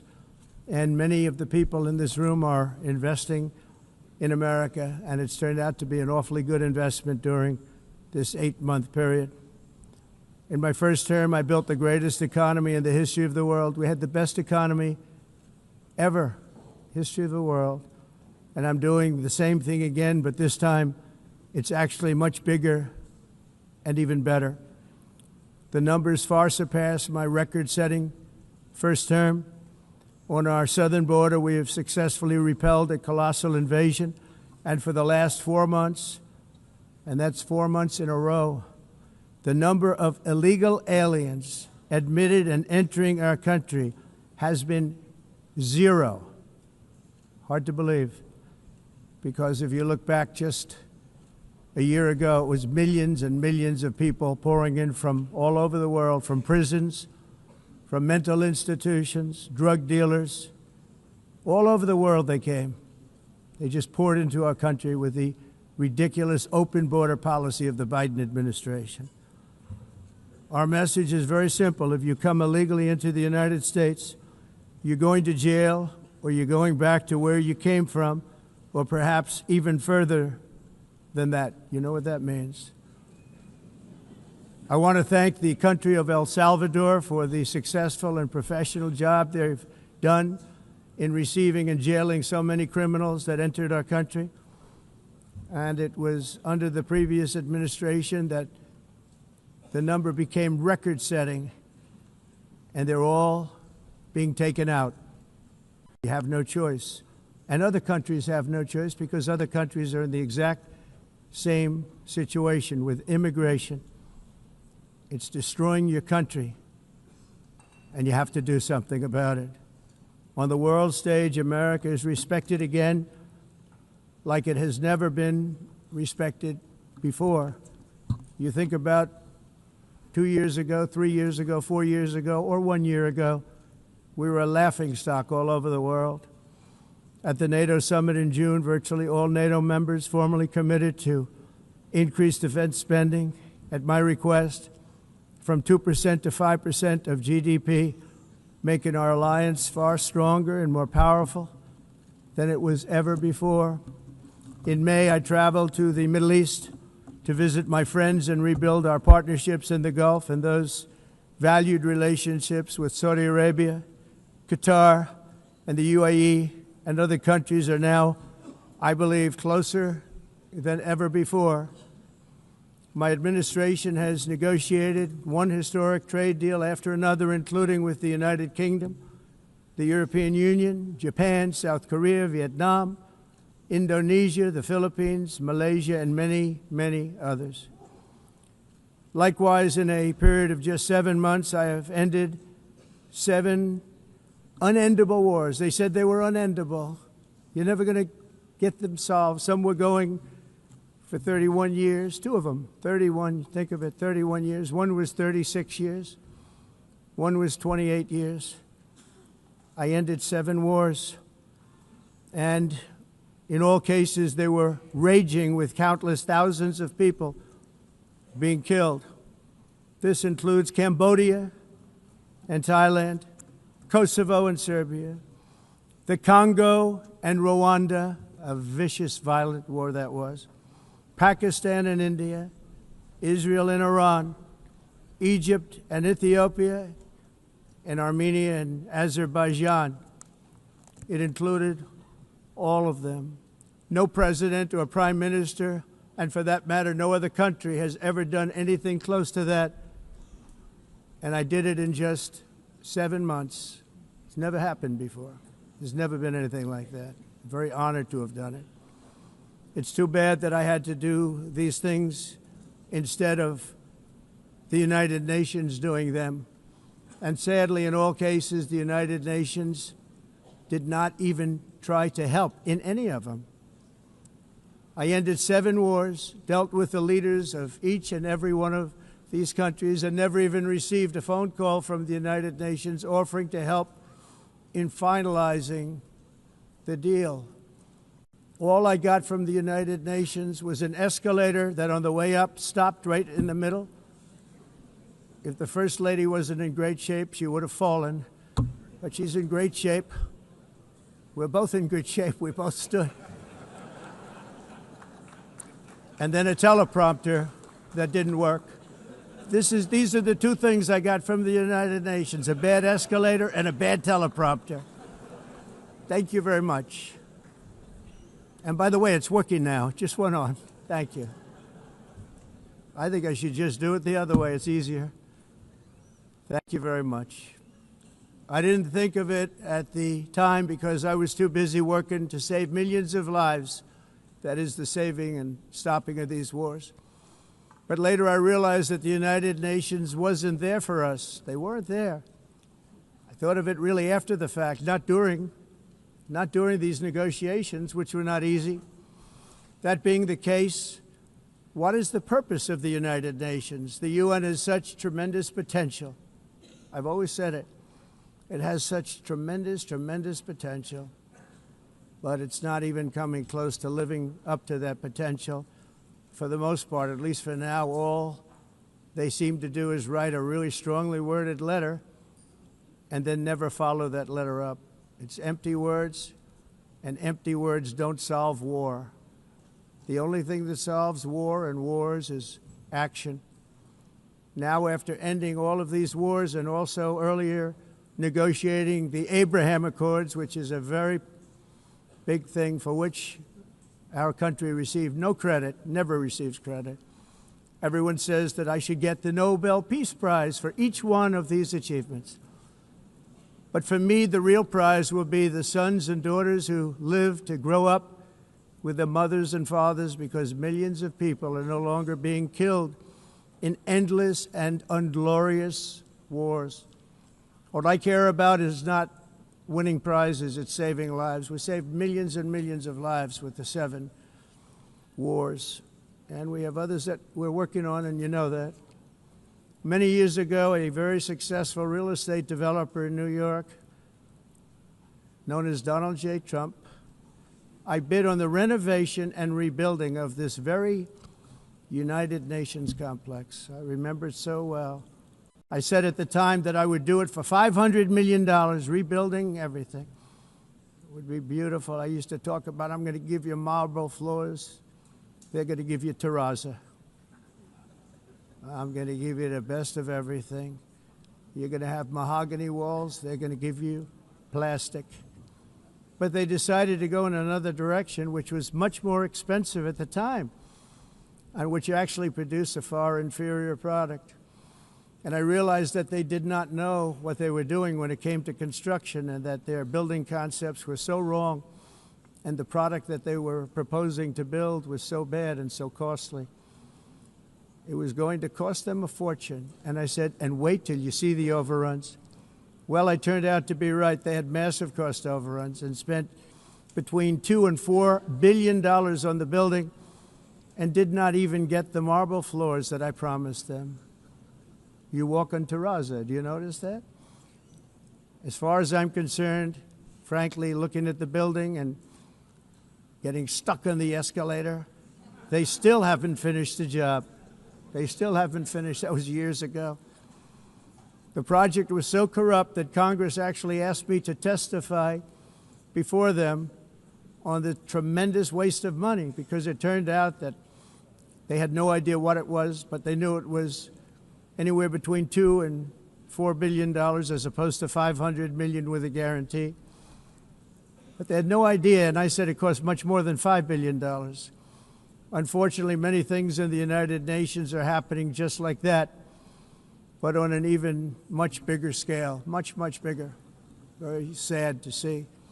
Whether the UN can manage to play a productive role, I've come here today to offer the hand of American leadership and friendship to any nation in this assembly that is willing to join us in forging a safer, more prosperous world.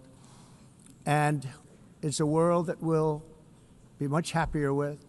A dramatically better future is within our reach.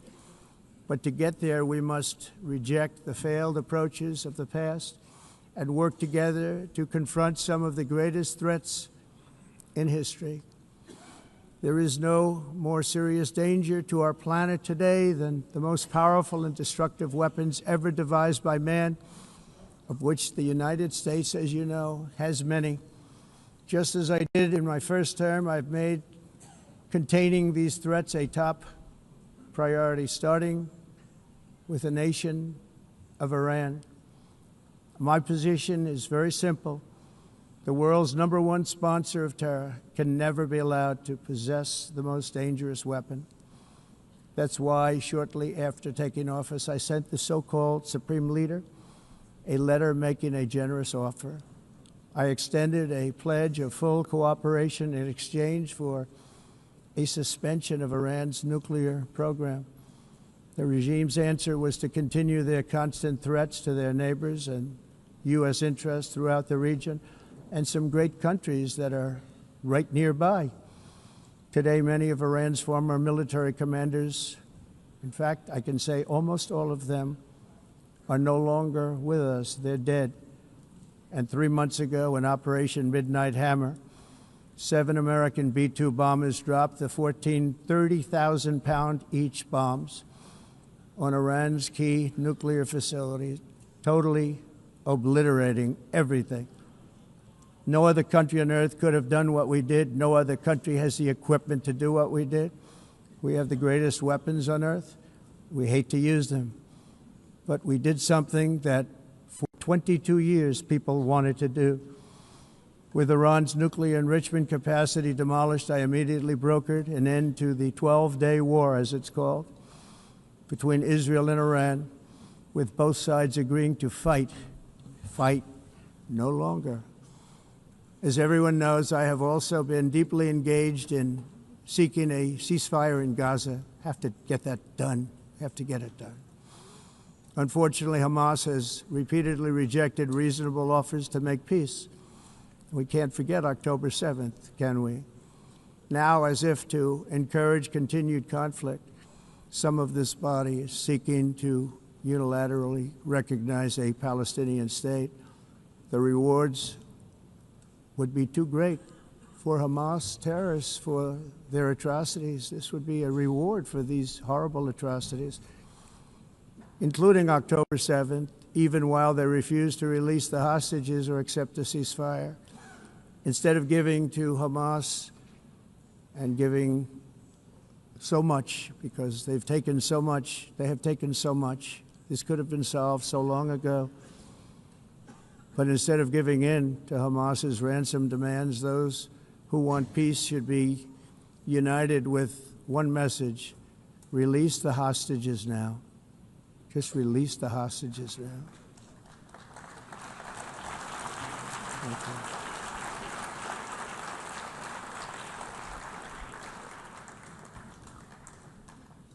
Thank you. As we have got to come together, and we will come together, get to get it done, we have to stop the war in Gaza immediately. We have to stop it. We have to get it done. We have to negotiate, immediately have to negotiate peace. We got to get the hostages back. We want all 20 back. We don't want 2 and 4. As you know, I got, along with Steve Witkoff and others that helped us, Marco Rubio, we got most of them back. We were involved in all of them. But I always said the last 20 are going to be the hardest, and that's exactly what happened. We have to get them back now. We don't want to get back 2, and then another 2, and then 1, and then 3. Have this process. No, we want them all back, and we want the actually 38 dead bodies back too. Those parents came to me, and they want them back, and they want them back very quickly and very badly. As though they were alive, they want them. They want them every bit as much as if their son or daughter were alive. I've also been working relentlessly, stopping the killing in Ukraine. I thought that would be, of the 7 wars that I stopped, I thought that would be the easiest because of my relationship with President Putin, which had always been a good one. I thought that was going to be the easiest one. But you know, in war, you never know what's going to happen. There are always lots of surprises, both good and bad. Everyone thought Russia would win this war in 3 days, but it didn't work out that way. It was supposed to be just a quick little skirmish. It's not making Russia look good. It's making them look bad. No matter what happens from here on out, this was something that should have taken a matter of days, certainly less than a week.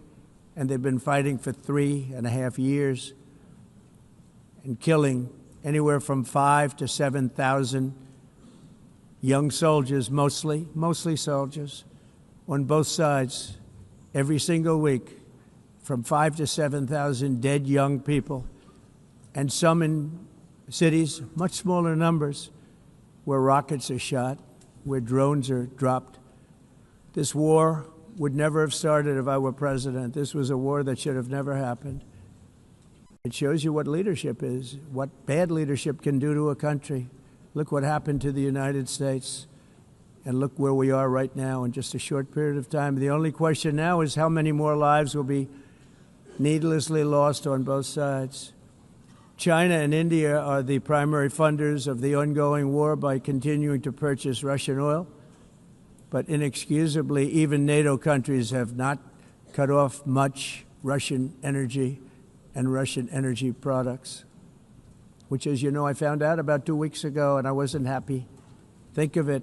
They're funding the war against themselves. Who the hell ever heard of that one?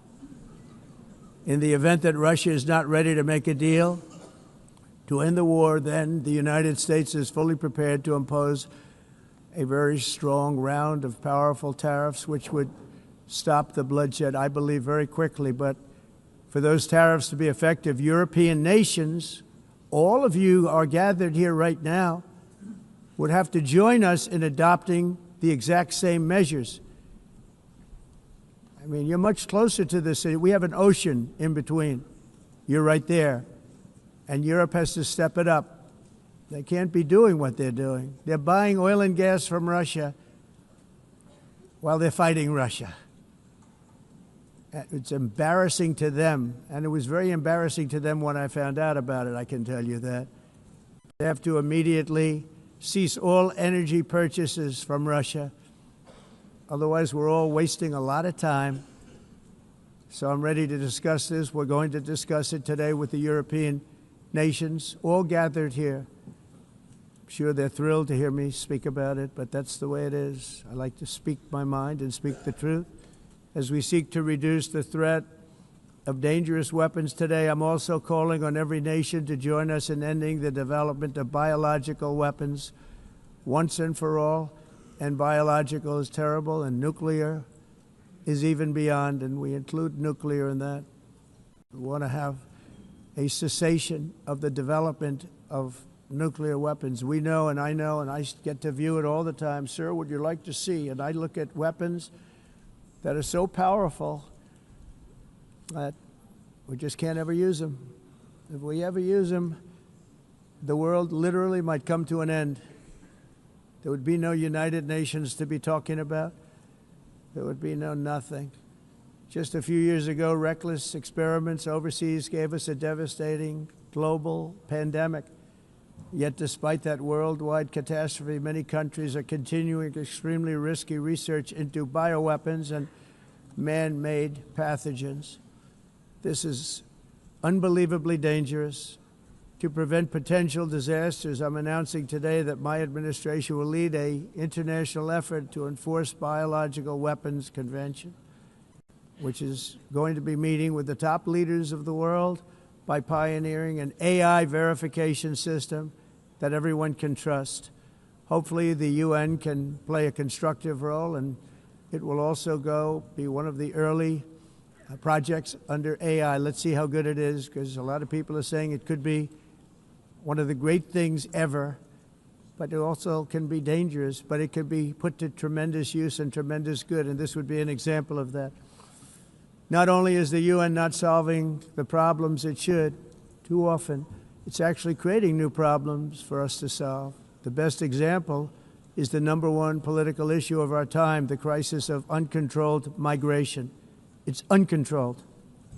Your countries are being ruined. The United Nations is funding an assault on Western countries and their borders.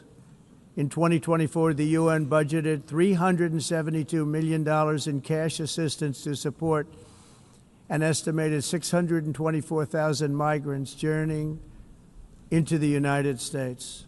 Think of that. The UN is supporting people that are illegally coming into the United States, and then we have to get them out.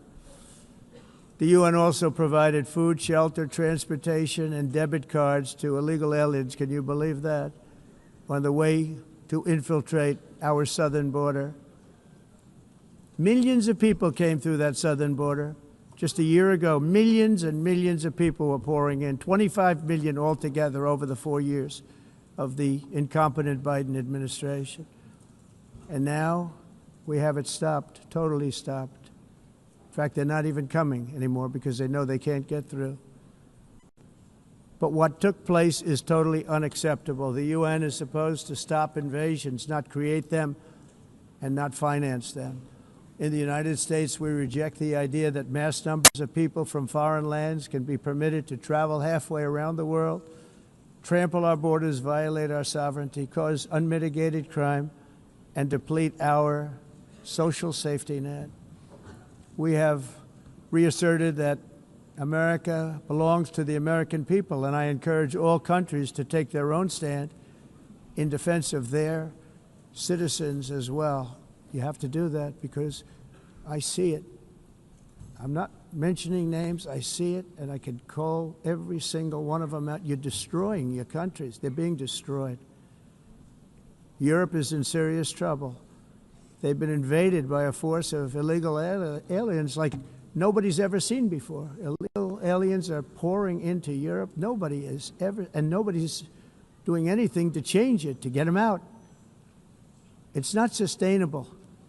And because they choose to be politically correct, they're doing just absolutely nothing about it.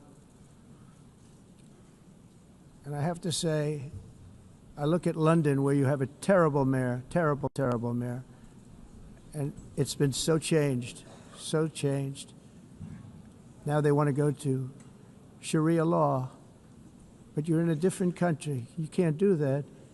Both the immigration and their suicidal energy ideas will be the death of Western Europe if something is not done immediately. This cannot be sustained. What makes the world so beautiful is that each country is unique.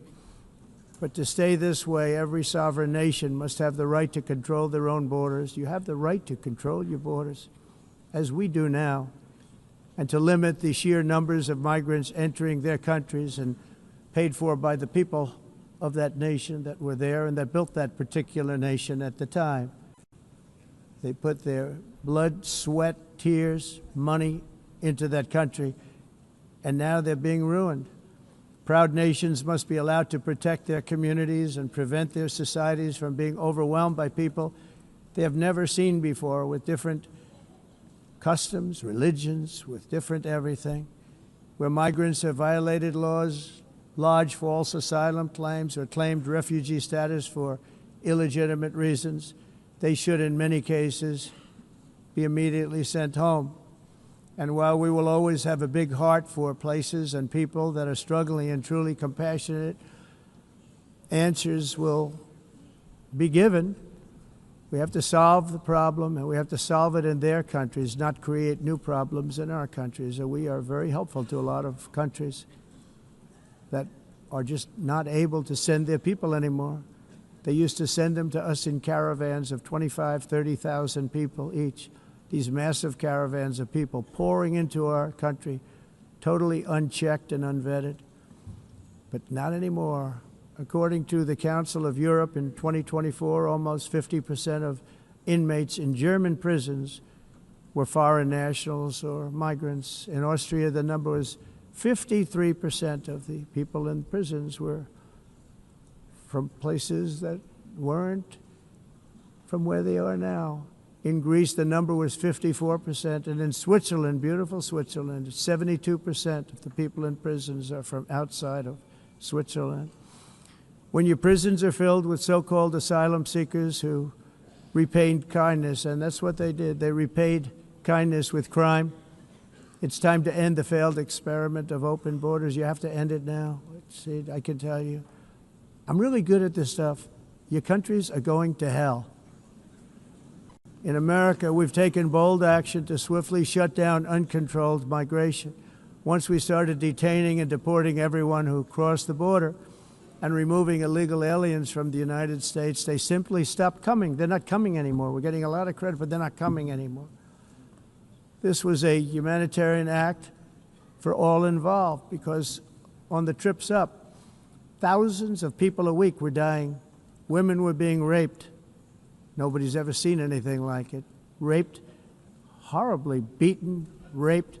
On the trip up, the journey up, it was a long walk. It was a long, arduous journey, indeed.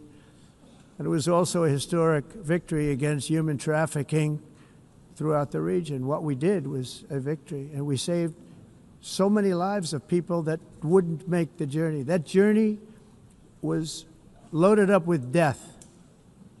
Loaded up with death. Dead bodies all along the roads of jungles to get up. They go through jungles, they go through areas so hot you couldn't breathe. They were dying of suffocation, areas so hot that you couldn't breathe. Dead bodies all over. By them not coming, we're saving tremendous numbers of lives. My people have done a fantastic job in doing what they did, and the American public agrees with it. I mean, I was very proud to see this morning I have the highest poll numbers I've ever had. Part of it is because of what we've done on the border. I guess the other part is what we've done on the economy. Joe Biden's policies empowered murderous gangs, human smugglers, child traffickers, drug cartels, and prisoners from all over the world. The previous administration also lost nearly 300,000 children. Think of that. They lost more than 300,000 children, little children, who were trafficked into the United States on the Biden watch, many of whom have been raped, exploited, and abused, and sold. Sold. Nobody talks about that. The fake news doesn't write about it. With many others, young children who are missing or dead. And we found a lot of these children, and we're sending them back, and we've been sending them back to their parents. They said Nobody knows who they are. They said, where do you come from? And they'll give us a country, and we'll find out, and we'll figure it out, and we'll bring them back to their homes.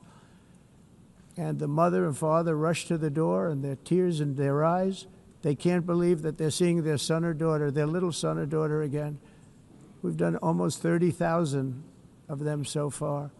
Any system that results in the mass trafficking of children is inherently evil. Yet that is exactly what the globalist migration agenda has done, and it's what it's all about.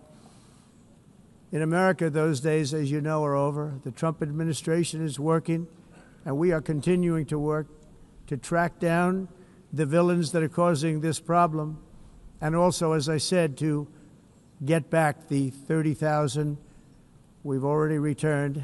Now I think we're going to have another. We're going to find a lot. You're not going to find all of them. 300, more than 300,000. They're lost or they're dead. They're lost or they're dead because of the animals that did this. To protect our citizens, I've also designated multiple savage drug cartels as far as and you see this, and you see it happening right before your eyes. Let's put it this way, people don't like taking big loads of drugs in boats anymore. There aren't too many boats that are traveling on the seas by Venezuela. They tend not to want to travel very quickly anymore. And we've virtually stopped drugs coming into our country by sea. We call them the water drugs. They kill hundreds of thousands of people. I've also designated multiple savage drug cartels as far as foreign terrorist organizations, along with two bloodthirsty transnational gangs, probably the worst gangs anywhere in the world, MS-13 and Tren de Aragua. Tren de Aragua is from Venezuela, by the way. Such organizations torture, maim, mutilate, and murder with impunity.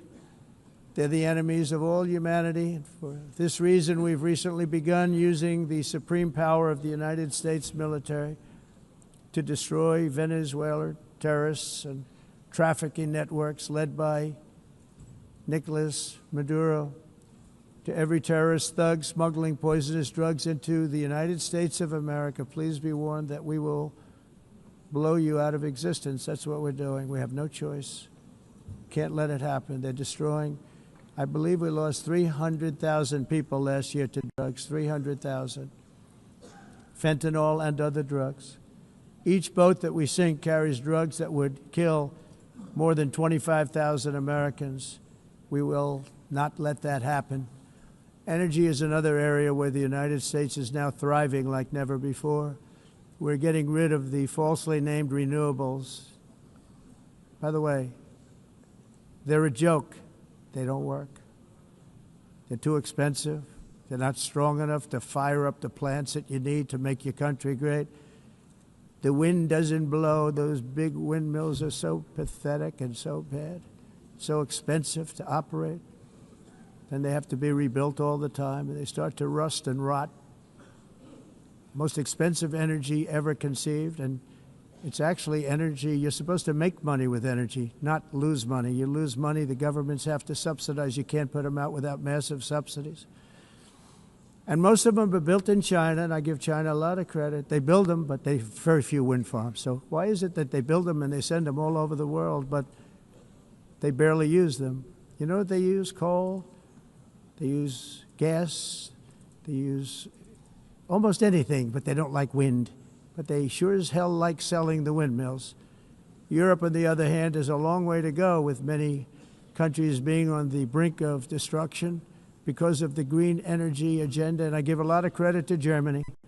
Germany was being led down a very sick path, both on immigration, by the way, and on energy. They were going green, and they were going bankrupt. And the new leadership came in, and they went back to where they were, with fossil fuel and with nuclear, which is good. It's now safe, and you can do it properly. But they went back to where they were, and they opened up a lot of different plants, energy-producing plants, and they're doing well. I give Germany a lot of credit for that. They've said this is a disaster, what's happening. They were going all green. All green is all bankrupt. That's what it represents. And It's not politically correct. I'll be very badly criticized for saying it, but I'm here to tell the truth. I don't care. It doesn't matter to me. I'm in New York City. I'm feeling a lot safer. Crime, we're getting crime down. And by the way, speaking of crime, Washington, D.C. Washington, D.C. was the crime capital of America. Now it's a totally, after 12 days, it's a totally safe city. Everyone's going out to dinner. They're going out to restaurants. Your wife can walk down the middle of the street with or without you. Nothing's going to happen. My people have done a fantastic job. And yes, I called in the National Guard, and the National Guard took care of business. And they weren't politically correct, but they took care of business. We got 1,700 career criminals out, brought them back to where they came from, the countries where they came from, or put them in jails. Washington, D.C. is now a totally safe city again, and I welcome you to come. In fact, we'll have dinner together at a local restaurant, and we'll be able to walk. We don't have to go by an armor-plated vehicle. We'll walk right over there from the White House.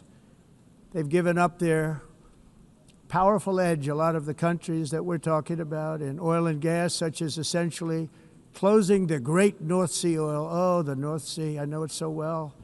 Aberdeen was the oil capital of Europe, and there's tremendous oil that hasn't been found in the North Sea. Tremendous oil. And I was with the Prime Minister I respect and like a lot, and I said, you're sitting with the greatest asset. They essentially closed it by making it so highly taxed that no developer, no oil company can go there. They have tremendous oil left, and more importantly, they have tremendous oil that hasn't even been found yet. And what a tremendous asset for the United Kingdom. And I hope the Prime Minister is listening, because I told it to him 3 days in a row. That's all he heard. North Sea oil, North Sea, because I want to see them do well. I want to stop seeing them ruining that beautiful Scottish and English countryside with windmills and massive solar panels that go 7 miles by 7 miles, taking away farmland. But we're not letting this happen in America. In 1982, the executive director of the United Nations Environmental Program predicted that by the year 2000, climate change would cause a global catastrophe. He said that it will be irreversible, as any nuclear holocaust would be. This is what they said at the United Nations. What happened? Here we are. Another UN official stated in 1989 that within a decade, entire nations could be wiped off the map by global warming. Not happening. You know, it used to be global cooling. If you look back years ago in the 1920s and the 1930s, they said, global cooling will kill the world. We have to do something. Then they said global warming will kill the world, but then it started getting cooler, so now they could just call it climate change, because that way they can't miss. It's climate change, because if it goes higher or lower, whatever the hell happens, there's climate change. It's the greatest con job ever perpetrated on the world, in my opinion. Climate change, no matter what happens, you're involved in that. No more global warming, no more global cooling, all of these predictions made by the United Nations and many others, often for bad reasons, were wrong. They were made by stupid people that have cost their countries fortunes and given those same countries no chance for success. If you don't get away from this green scam, your country is going to fail. And I'm really good at predicting things, you know. They actually said during the campaign, they had a hat, the best-selling hat. Trump was right about everything. And I don't say that in a braggadocious way, but it's true. I've been right about everything. And I'm telling you that if you don't get away from the green energy scam, your country is going to fail. And if you don't stop people that you've never seen before, that you have nothing in common with, your country is going to fail. I'm the President of the United States, but I worry about Europe. I love Europe. I love the people of Europe. And I hate to see it being devastated by energy and immigration. This double-tailed monster destroys everything in its wake, and they cannot let that happen any longer. You're doing it because you want to be nice. You want to be politically correct, and you're destroying your heritage. They must take control strongly and immediately of the unmitigated immigration disaster and the fake energy catastrophe before it's too late. The carbon footprint is a hoax made up by people with evil intentions, and they're heading down a path of total destruction. You know, the carbon footprint was a big, big thing a few years ago. I remember hearing about the carbon footprint, and then President Obama would get into Air Force One, a massive Boeing 747, and not a new one, an old one with old engines that spew everything into the atmosphere. He'd talk about the carbon footprint, we must do so. Then he'd get in and he'd fly from Washington to Hawaii to play a round of golf. And then he'd get back onto that big, beautiful plane and he'd fly back and he'd talk about, again, global warming and the carbon footprint. It's a con job. At extreme cost and expense, Europe reduced its own carbon footprint by 37%. Think of that. Congratulations, Europe. Great job. You cost yourself a lot of jobs, a lot of factories closed, but you reduced the carbon footprint by 37%. However, for all of that sacrifice and much more, it's been totally wiped out and then some by a global increase of 54%.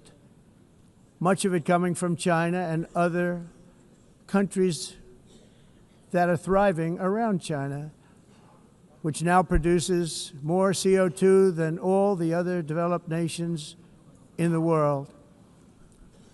So all of these countries are working so hard on the carbon footprint, which is nonsense, by the way. It's nonsense. You know, it's interesting. In the United States, we have still radicalized environmentalists, and they want the factories to stop. Everything should stop. No more cows. We don't want cows anymore. I guess they want to kill all the cows. They want to do things that are just unbelievable, and you have it too. But you know, we have a border, strong, and we have a shape, and that shape doesn't just go straight up. That shape is amorphous when it comes to the atmosphere. And if we had the most clean air, and I think we do, we have very clean air. We have the cleanest air we've had in many, many years. But the problem is that other countries, like China, which has air that's a little bit rough, it blows. And no matter what you're doing down here, the air up here tends to get very dirty because it comes in from other countries where their air isn't so clean. And the environmentalists refuse to acknowledge that. Same thing with garbage. In Asia, they dump much of their garbage right into the ocean.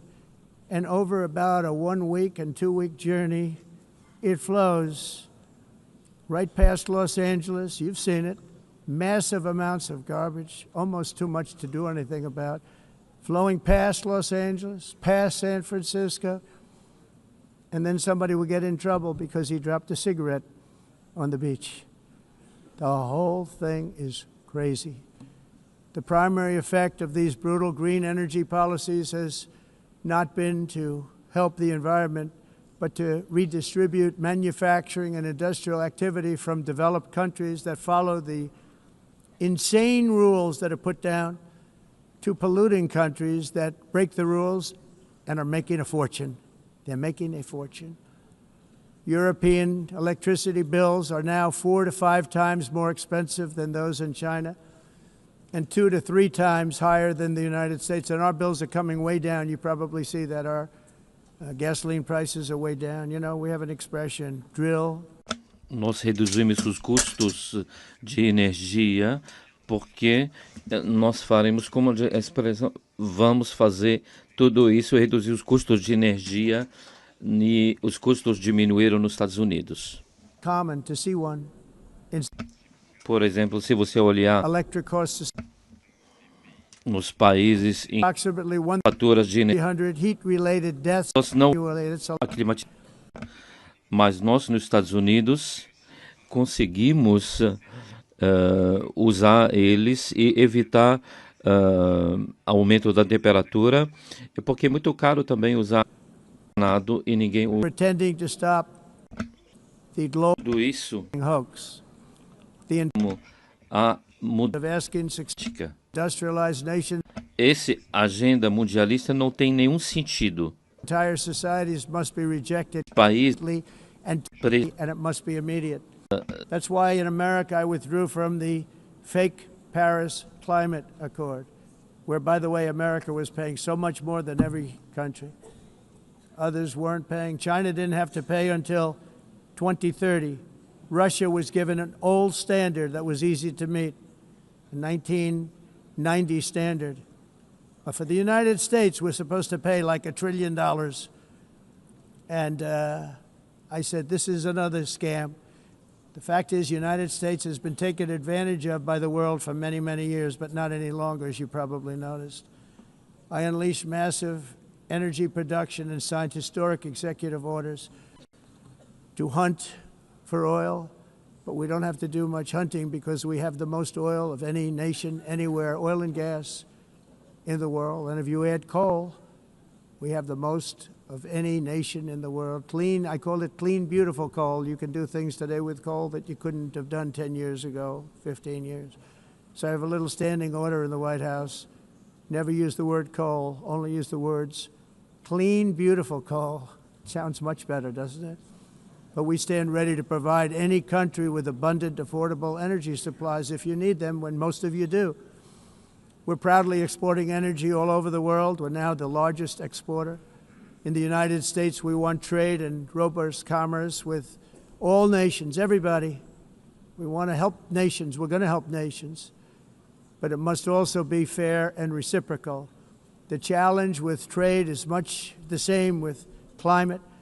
The countries that followed the rules, all their factories have been plundered. It's really sad to watch. They've been broken. They've been broken by countries that broke the rules. That's why the United States is now applying tariffs to other countries, and much as these tariffs were for many years applied to us, uncontrollably applied to us. We've used tariffs as a defense mechanism under the Trump administration, including my first term, where hundreds of billions of dollars in tariffs were taken in. And by the way, we had the lowest inflation, and now we have very low inflation.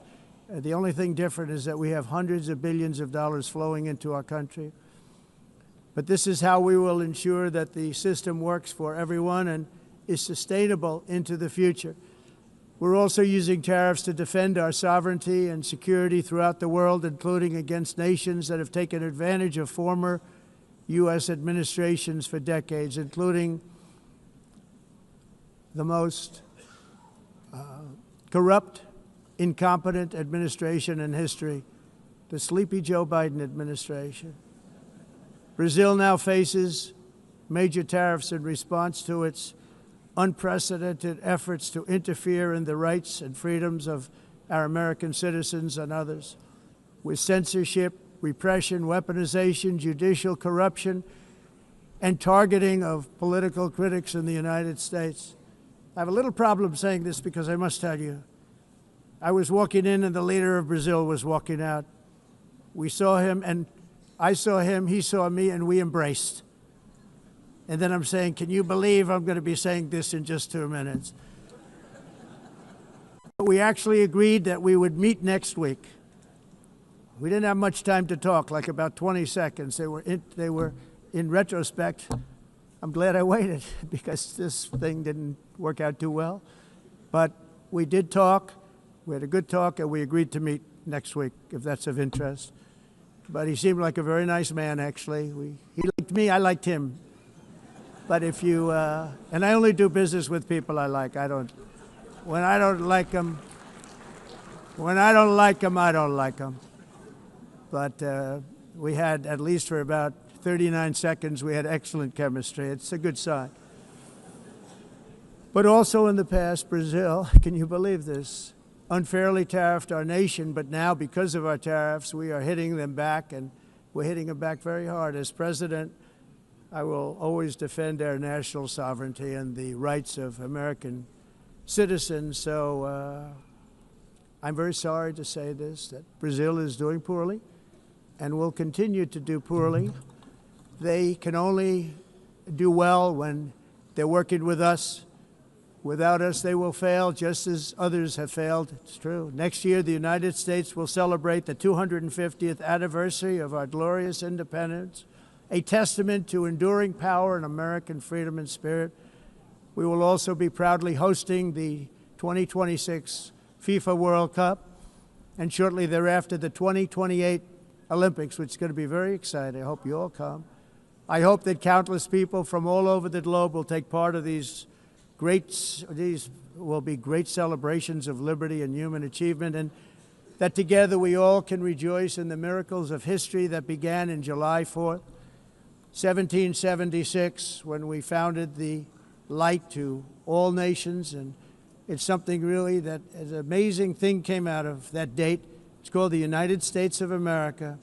In honor of this momentous anniversary, I hope that all countries who find inspiration in our example will join us in renewing our commitment, values, and those values really that we hold so dear. Together, let us defend free speech and free expression. Let us protect religious liberty, including for the most persecuted religion on the planet today. It's called Christianity. And let us safeguard our sovereignty and cherish qualities that have made each of our nations so special, incredible, and extraordinary. In closing, I just want to repeat that immigration and the high cost of so-called green renewable energy is destroying a large part of the free world and a large part of our planet. Countries that cherish freedom are fading fast because of their policies on these two subjects. You need strong borders and traditional energy sources if you are going to be great again. Whether you have come from north or south, east or west, near or far, every leader in this beautiful hall today represents a rich culture, a noble history, and a proud heritage that makes each nation majestic and unique, unlike anything else in human history or any other place on the face of the earth. From London to Lima, from Rome to Athens, from Paris to Seoul, from Cairo to Tokyo and Amsterdam to right here in New York City, we stand on the shoulders of the leaders and legends, generals and giants, heroes and titans who won and built our beloved nations, all of our nations, with their own courage, strength, spirit, and skill. Our ancestors climbed mountains, conquered oceans, crossed deserts, and trekked over wide open plains. They charged into thunderous battles, plunged into grave dangers, and they were soldiers and farmers and workers and warriors and explorers and patriots. They built towns into cities, tribes into kingdoms, ideas into industries, and small islands into mighty empires. You're a part of all of that. They were champions for their people who never gave up and who never, ever gave in. Their values defined our national identities. Their visions forged our magnificent destiny. Everybody in this room is a part of it in your own way. Each of us inherits the deeds and the myths, the triumphs, the legacies of our own heroes and founders who so bravely showed us the way. Our ancestors gave everything for homelands that they defended with pride, with sweat, with blood, with life, and with death. Now the righteous task of protecting the nations that they built belongs to each and every one of us.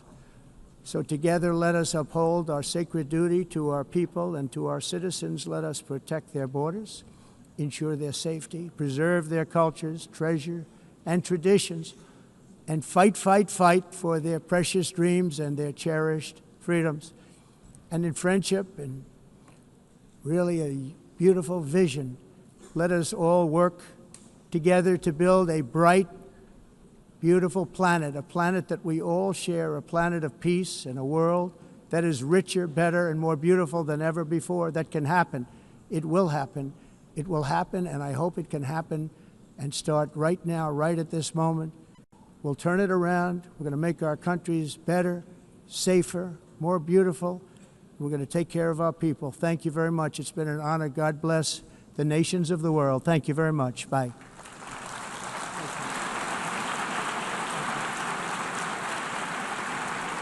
Thank you very much.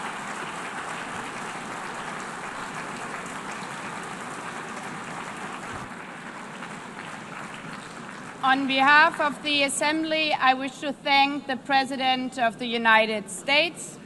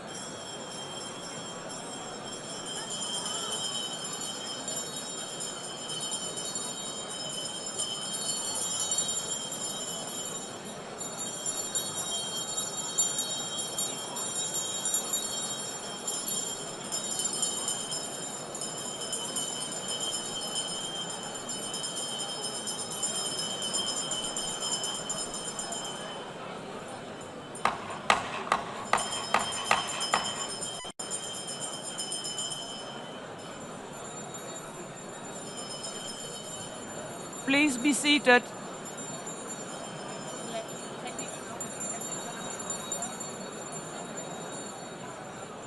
Please be seated.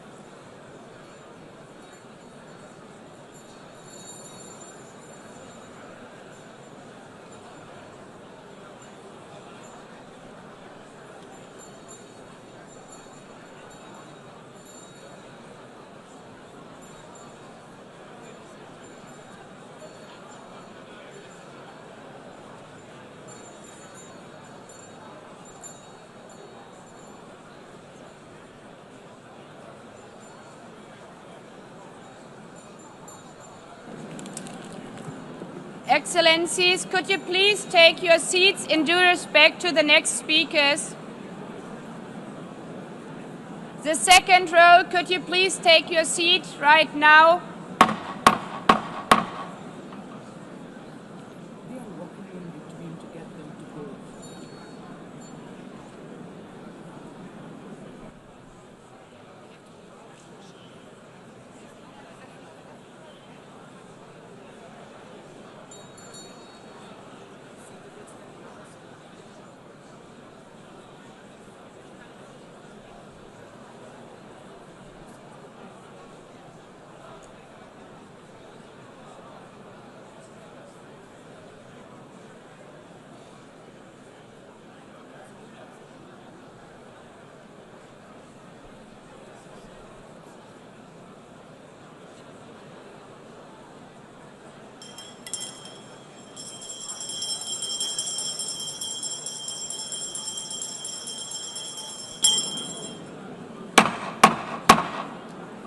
Please take a seat now.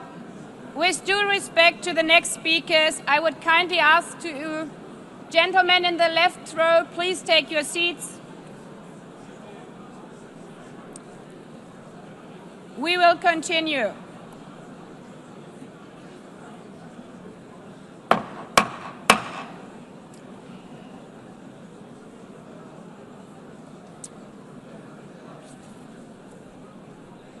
Excellencies, as we are receiving queries, I would like to assure you that don't worry, the UN teleprompters are working perfectly.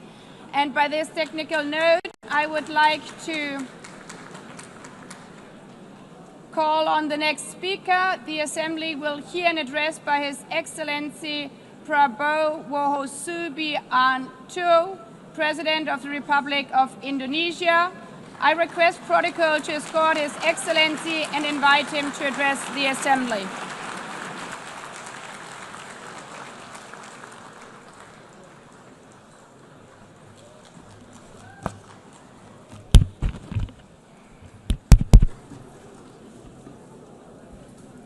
His Excellency, Mr. Antonio Guterres, Secretary General of the United Nations, Her Excellency, Madame Annalena Baerbock, President of the United Nations General Assembly, His Excellency, Mr. Moses Abelian, Under Secretary General for General Assembly and Management, Excellencies, Heads of States, Heads of Governments, distinguished delegates, ladies and gentlemen. It is indeed a great honor for me to stand in this august General Assembly Hall among leaders and representatives who represent almost all of humanity. We differ in race, religion, and nationality, yet we gather together today as one human family.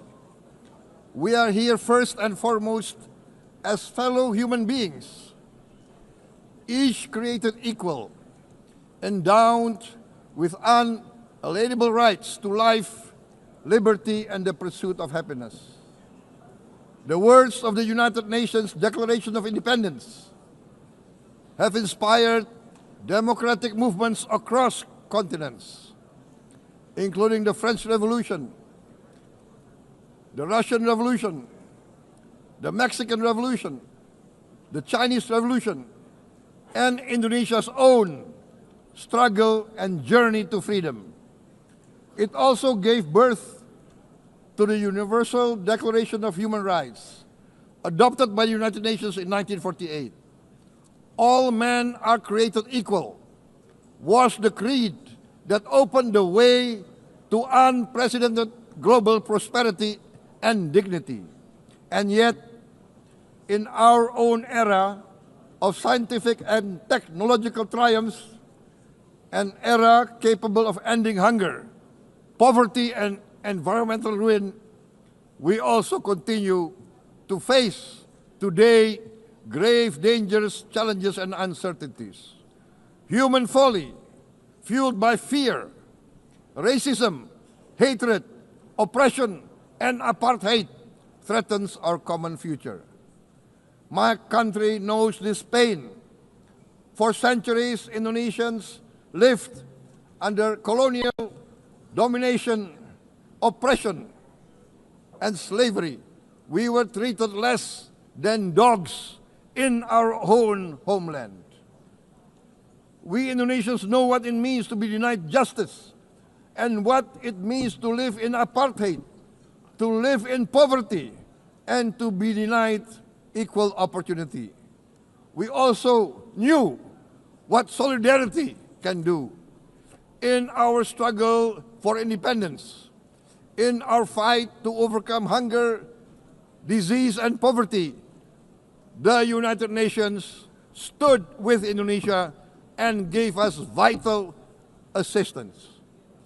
Decisions made here based on human solidarity by the Security Council and this Assembly gave Indonesia independence, international legitimacy, opened doors, and supported our early development through the efforts of the United Nations Children's Fund, the United Nations Food and Agriculture Organization, the FAO, the World Health Organization, and many, many other United Nations institutions.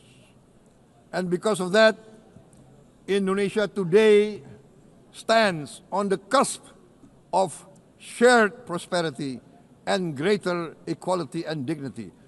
Madam President, Excellencies, our world today is driven by conflict, injustice, and deepening uncertainty. Every day we witness suffering, genocide, and blatant disregard for international law and human decency. In the face of these challenges, we must not give up. As the United Nations Secretary General said, we cannot give up. We cannot surrender our hopes or our ideals. We must draw closer, not drift apart.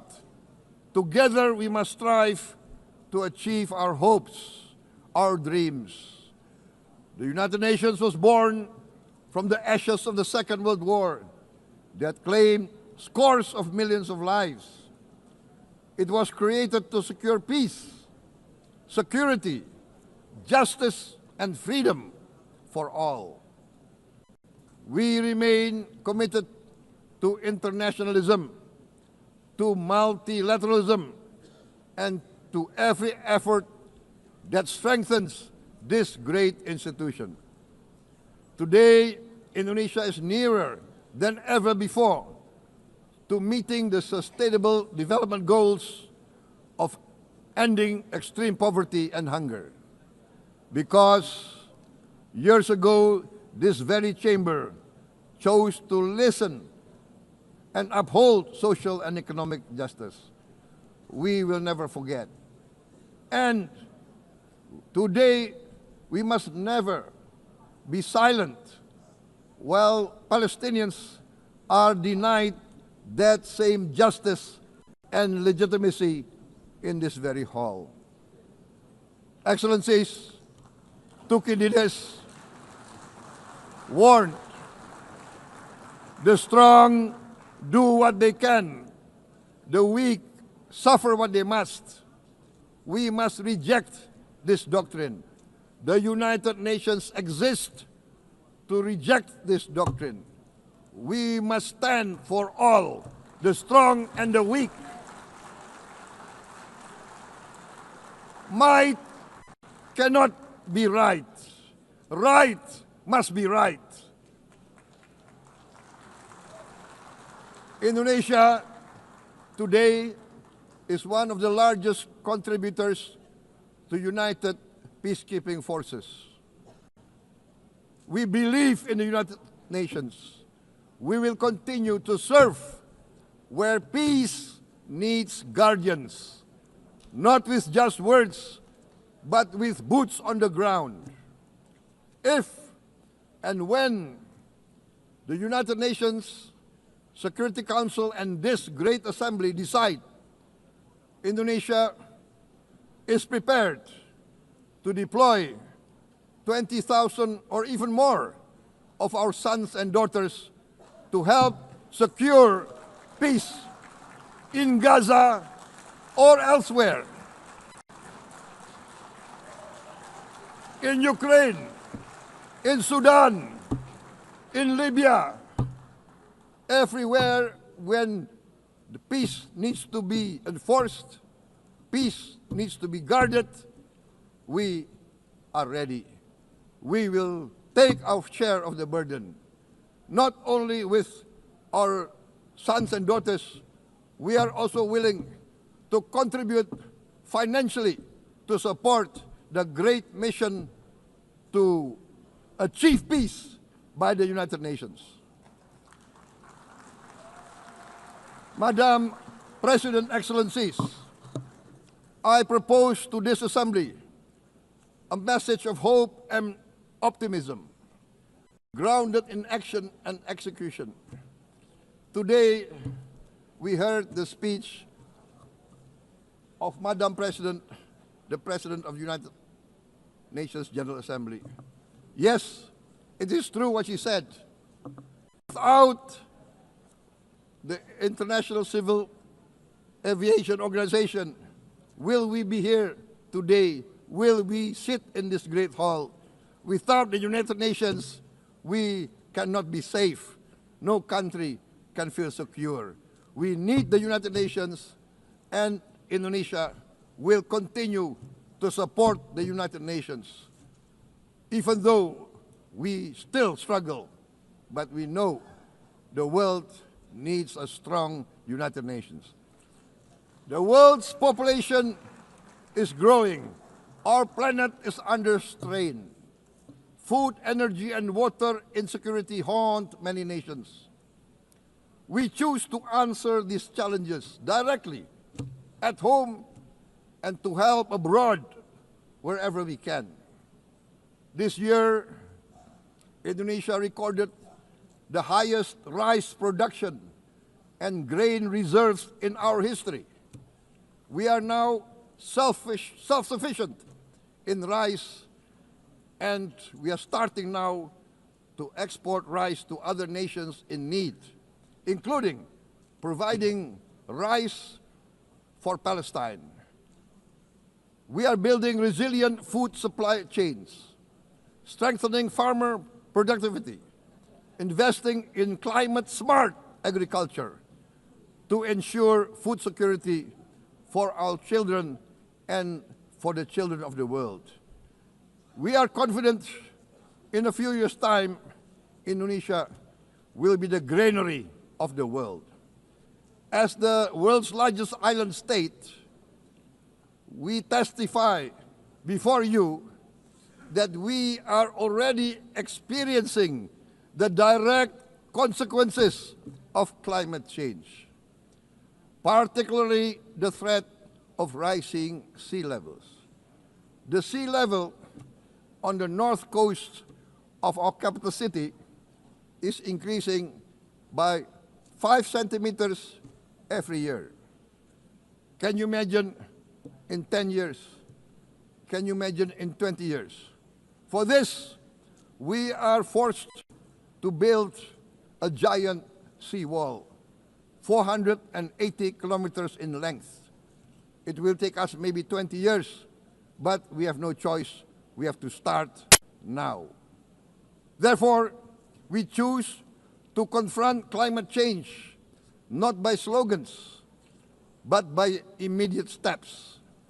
We are committed to meeting our 2015 Paris Agreement obligations. We aim to achieve net zero emission by 2060, and we are very confident we can achieve net zero emission much earlier. We aim to reforest more than 12 million hectares of degraded forest, to reduce forest degradation, to empower local communities with quality green jobs for the future. Indonesia is shifting decisively from fossil fuel-based development towards renewable-based development. From next year, most of our additional power generation capacity will come from renewables. Our goal is clear: to lift all of our citizens out of poverty and make Indonesia a hub for solutions to food, energy, and water security. Madam President, Excellencies, we live in a time when hatred and violence can seem to be the loudest voices. But beneath this loud noise lies a quieter truth, that every person longs to be safe, to be respected, to be loved, and to leave a better world to their children. Our children are watching. They are learning leadership, not from textbook, but from our choices. Today, still, a catastrophic situation in Gaza is unfolding before our eyes. At this very moment, the innocent are crying for help, are crying to be saved. Who will save them? Who will save the innocent? Who will save the old and women? Millions are facing danger at this very moment. As we sit here, they are facing trauma. They are facing irreparable damage to their bodies. They are dying of starvation. Can we remain silent? Will there be no answer to their screams? Will we teach them that the human family can rise to the challenge? Madam President, we must act now. Many speakers said that. We must stand for a multilateral order where peace, prosperity, and progress are not the privilege of a few, but the right of all. With a strong United Nations, we can build a world where the weak do not suffer what they must, but live the justice that they deserve. Let us continue humanity's great journey of ideals, the selfless aspirations that created the United Nations.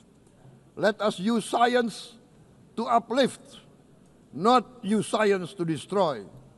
Let rising nations help others to lift themselves. I am convinced that the leaders of the great world civilizations of the West, of the East, of the North, of the South, leaders of America, Europe, of India, China, the Islamic world, the whole world, I am convinced they will rise to their role demanded by history. We are all hopeful that the leaders of the world will show great statesmanship, great wisdom, restraint, humility, overcome hate, overcome suspicion. Madam President, distinguished delegates, we are greatly heartened by the events of the last few days, where significant leading countries of the world have chosen to side with history, to choose the right side of history, the path of the moral high ground, the path of rectitude, the path of justice, the path of humanity, to shun hatred, to overcome suspicion, and to avoid the use of violence. The use of violence will beget violence. No one country can bully the whole community of the human family.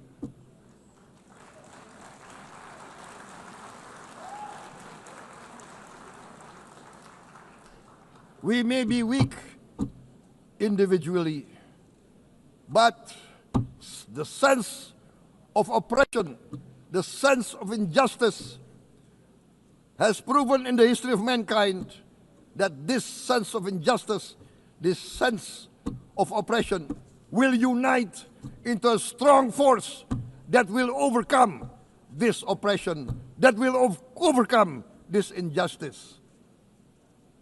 To close, I would like to reiterate again Indonesia's complete support for the two-state solution in Palestine. We must have an independent Palestine, but we must also recognize, we must also respect, and we must also guarantee the safety and security of Israel. Only then we can have real peace, and no longer hate and no longer suspicion. The only solution is this two-state solution. Two descendants of Abraham must live in reconciliation, peace, and harmony. Arabs, Jews, Muslims, Christians, Hindus, Buddhists, all religions, we must live as one human family. Indonesia is committed to being part of making this vision a reality. Is this a dream? Maybe, but this is the beautiful dream that we must work together towards. Let us work towards this noble goal. Let us continue humanity's journey of hope, a journey started by our forefathers, a journey that we must complete. Thank you. Wassalamualaikum warahmatullahi wabarakatuh.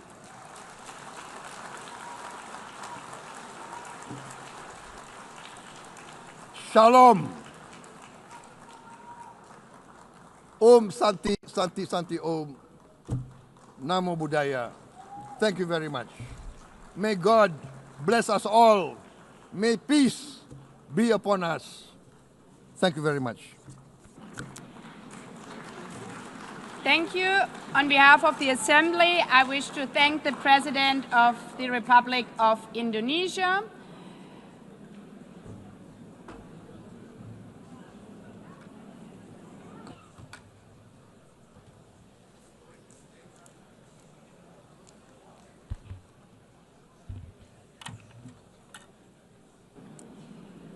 The Assembly will hear an address by His Excellency Recep Tayyip Erdogan, President of the Republic of TÜRKİYE.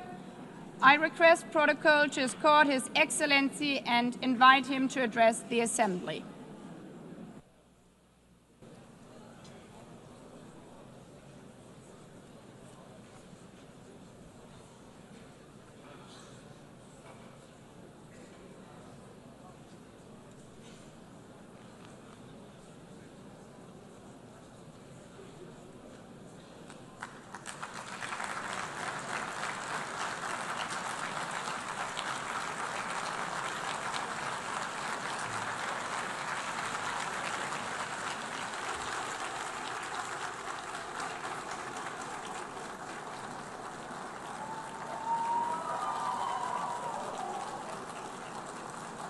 Sayın Başkan, Excellency President of UNGA, Excellencies Heads of State and Government, Distinguished Secretary General, distinguished delegation members, on behalf of myself and my nation, I greet you all with most heartfelt feelings. I wish for the 80th United Nations General Assembly to bring blessings to all humanity.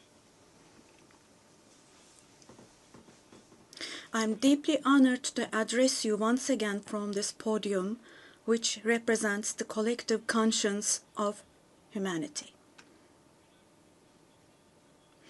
I congratulate Mr. Young, who has completed his term as President of the General Assembly, and I wish success to Ms. Baerbock, who has taken over this position. At the outset of my speech, I would like to first express my regret at the absence today of the President of the State of Palestine, Mahmoud Abbas, at a time when Palestine is being recognized by an increasing number of countries. Today, we stand here on this podium. I stand here on this podium alongside my 86 million citizens, also for our Palestinian brothers and sisters whose voices are being silenced. I'd like to thank all the countries who announced that they recognize the state of Palestine, and I call on all the other countries who have not done so yet to do so, to recognize the state of Palestine as soon as possible. Esteemed President, distinguished members, the United Nations Charter was signed in San Francisco 8 years ago, and it entered into force on October the 24th, 1945. I would like to recall here again the first words of the first article of the UN Charter. Quote, "The purpose of the United Nations is to maintain international peace and security," unquote.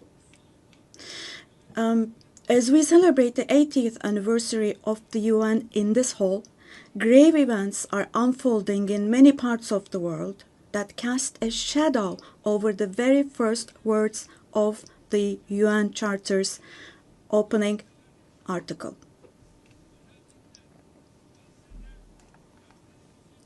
Particularly in Gaza, right before our very eyes, genocide has been going on for over 700 days now. Even as we gather here, as we speak now, Israel is currently massacring civilians in Gaza. The number of civilian casualties in Gaza has surpassed 65,000. Unfortunately, the number of people who are still trapped under the rubble is not yet known, and more than 20,000 of those who died were children. For the last 23 months, a child has been murdered by Israel in Gaza every hour. Yes, every hour. These are not just figures, dear friends. All of these, each one of these is a person, a human being, innocent people. People are now being killed not with weapons, but with the weapon of starvation. In the 21st century, under the gaze of the civilized world, 428 people died of starvation. Out of those 428, 146 were children, and this number is increasing every day. Now, I will show you a photo, which is a picture from daily life in Gaza. The first photo, as you see, these are people. These are women with these cups that they are holding in their hands, cups and buckets. Just feel your conscience and answer the following question. Can we possibly have a reasonable reason for this brutality in 2025? But this shameful picture in Gaza has been unfolding and is being repeated every day for 23 months now. And there are 2.5 million Gazans who live in 365 square kilometers. And every day what happens is they are being dragged from one place to another. The healthcare infrastructure of Gaza is completely collapsed. Doctors have been killed, or they have disappeared while under custody. Ambulances have been hit. Hospitals targeted and destroyed. Treatment is not possible. Surgery is not possible. It's not possible to find medications. Now, dear friends, now, as Tayyip Erdogan, with a heavy heart, with my heart bleeding here, I am telling you, innocent little ones, just 2 or 3 years old, without hands, arms, or legs, have become, unfortunately, a common sight to see in Gaza.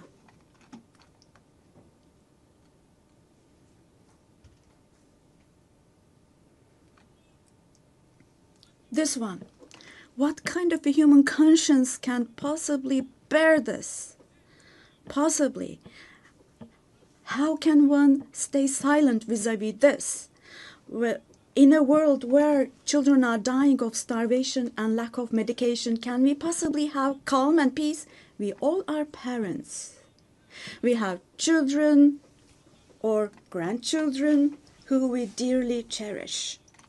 Here, say in America or in Europe, anywhere in the world, when a small rose thorn hurts a child's hand, the hearts of parents break. But in Gaza, children's hands, arms, and legs are being amputated without anesthesia.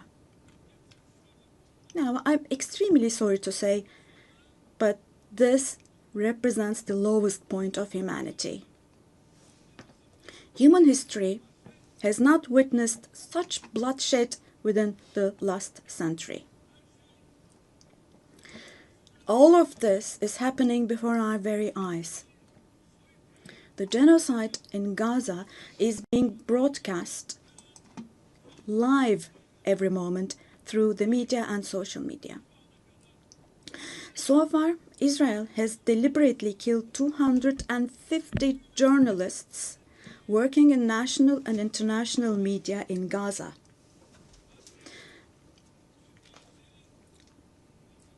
And they have closed all the entrance into Gaza, but they still have not been able to cover up the genocide. I wholeheartedly support Secretary General Guterres because he consistently draws attention to the ongoing genocide in Palestinian territories, and I would like to once again congratulate him for his courage.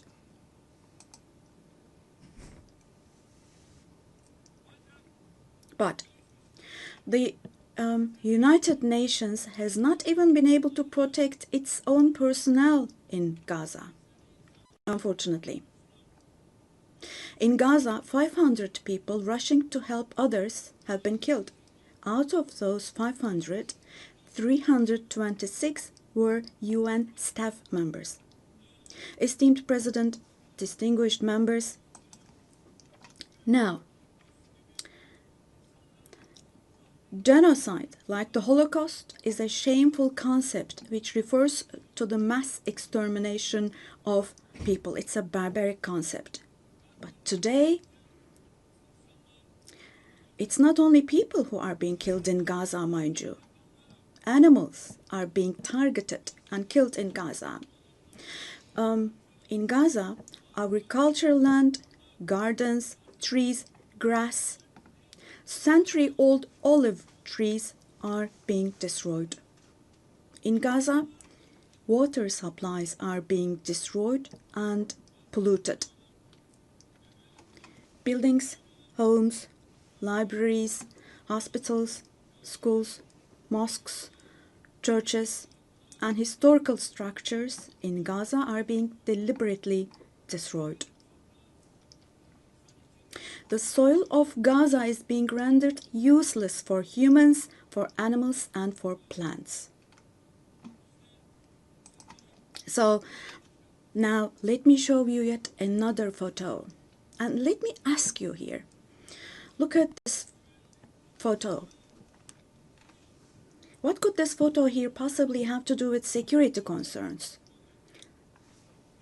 This is being against life, don't you think?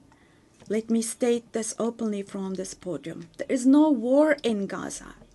We cannot possibly talk about the presence of two sides in Gaza.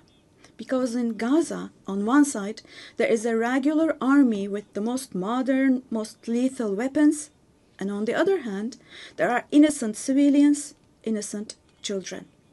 This is not fight against terrorism. This is an occupation, deportation, exile, genocide, and life destruction, mass destruction policy carried out by invoking the events of October the 7th. Today, while Gaza is being destroyed under the pretext of Hamas, Concurrently, simultaneously, the West Bank, where Hamas is not in power, is also being occupied step by step, and innocent civilians are being massacred through executions. Moreover, Israel is not limiting itself to Gaza and the West Bank only. By launching attacks on Syria, on Iran, Yemen, and Lebanon, Israel is also threatening regional peace. Just recently, an Israeli attack took place against a delegation meeting in Qatar for ceasefire negotiations. The attack on Qatar has also shown that the Israeli leadership is now completely out of control. Netanyahu is not obviously interested in forging peace or releasing the hostages. Not only Israel's neighbors, but all countries in the Middle East are subject to the Israeli government's reckless threats. And we must realize the following. Due to the increasing aggression of Israel, in Europe and the West in general, the values that emerged after the Second World War have been eroded. The most fundamental human rights, such as freedom of expression, freedom of the press, freedom of assembly and protest, women's rights, children's rights, democracy, equality, and justice, have been shelved away. At this point, we all have to see the following truth, my dear friends. The Israeli government, driven by an obsession with the promised lands, is openly threatening regional peace and the shared values of humanity.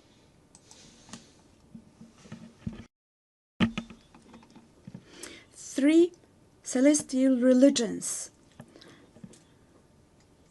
Jerusalem hosts all three celestial religions, and a common inherited holy place, Al-Quds, is holy for all three religions.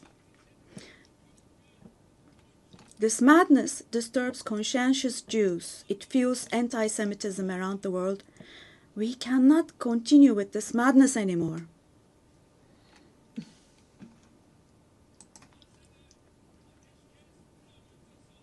We have to have ceasefire in Gaza as soon as possible. Attacks should stop. Humanitarian aid should be able to enter with no obstacles. The genocide team should be held accountable vis-à-vis international law. And God willing, this will definitely happen. Vis-à-vis the barbarity taking place in Gaza, everyone who is keeping silent is accomplice to this barbarity. From here, I would like to call on all the heads of state and government. Today is the day. Today is the day to stand firm alongside the oppressed Palestinians and alongside humanity. While your peoples back home are reacting to the barbarity in Gaza, do show the courage to take action here. Fulfill your humanitarian duty toward Gaza, where children are raising children. On this occasion, I would like to say the following. There are peoples all around the world who are taken to the streets. Unarmed activists and volunteers from different countries of the world, academicians, students, journalists, everyone, all the defenders of Palestine. I would like to say to them, thank you so much, and clear bows and favorable winds for their actions. Esteemed delegation members, for 13 years, I have spoken to you from this platform about the oppression and conflicts in our neighbor, Syria. Just as I raise my voice today for the oppressed people of Gaza, likely for 13 years, I have also drawn attention to the cries of the Syrians, and here I became their voice and breath as well. The persecution that caused the death of 1 million people and that forced millions more to flee their homeland has, thankfully, become a thing of the past with the December 8th revolution. Our Syrian brothers and sisters opened the doors to a new period as of December the 8th. I believe that the people of Syria who fought against a bloodthirsty regime will also be able to carry the victory they achieved at great cost to its rightful place, God willing. We'll support with all our means the vision of a one and unified Syria with no forms of terrorism, especially ISIS, being present. A free Syria where security is established is what we want. As stability takes root in Syria, the winners for sure will be all the neighboring countries, our entire region, along with Syrians. And the brotherly countries in the Gulf. I would like to thank them for their contributions for Syria to recuperate. All the regional and international actors who share the same principles with us, God willing, we will continue with our cooperation with all those actors in the same manner. Esteemed friends, we hope that the nuclear issue with our neighbor Iran will be resolved through diplomacy as soon as possible. It should not be forgotten that our region cannot tolerate yet another crisis. Meanwhile, the stability, security, and prosperity of our neighbor Iraq are extremely important for the well-being of our region. In this regard, we attach great importance to strategic moves based on stability and prosperity, such as the Development Path Project. In the north, we are hosting with great enthusiasm the Istanbul process between Russia and Ukraine, both of which are our neighbors. Through direct talks, we facilitated the exchange of several prisoners and corpses, and we worked to identify the modalities of peace negotiations between the parties. Don't forget, there is no winner of war and no losers of a just peace. So with this motto in mind, in the coming days also, we will continue to work hard for a peaceful ceasefire. Meanwhile, we have encouraged the parties from the very beginning to establish peace between Azerbaijan and Armenia. We are pleased that steps were taken on August the 8th, steps that will enable the establishment of lasting peace between the two countries. I would like to once again congratulate the President of Azerbaijan, Ilham Aliyev, the Prime Minister of Armenia, Nikol Pashinyan, and the American President Donald Trump, who contributed to this process, and I would like to congratulate them. On this occasion, I would also like to state that the normalization process between our country and Armenia is progressing as planned. Within the scope of the Ankara process, which is another of our mediation activities, we continue our efforts to resolve the conflict between Somalia and Ethiopia. I hope that the parties will successfully conclude this genuine initiative as soon as possible. Distinguished delegation members, we have been implementing the Montreux Convention, which guarantees security in the Black Sea. And we have been implementing this convention impartially and to the letter for exactly 89 years now. We want to see the Aegean Sea and the Eastern Mediterranean as a basin of stability and prosperity where the legitimate interests of all parties involved are respected. We are ready for constructive cooperation on all issues, particularly on energy and the environment, and we expect the same approach from our neighbors.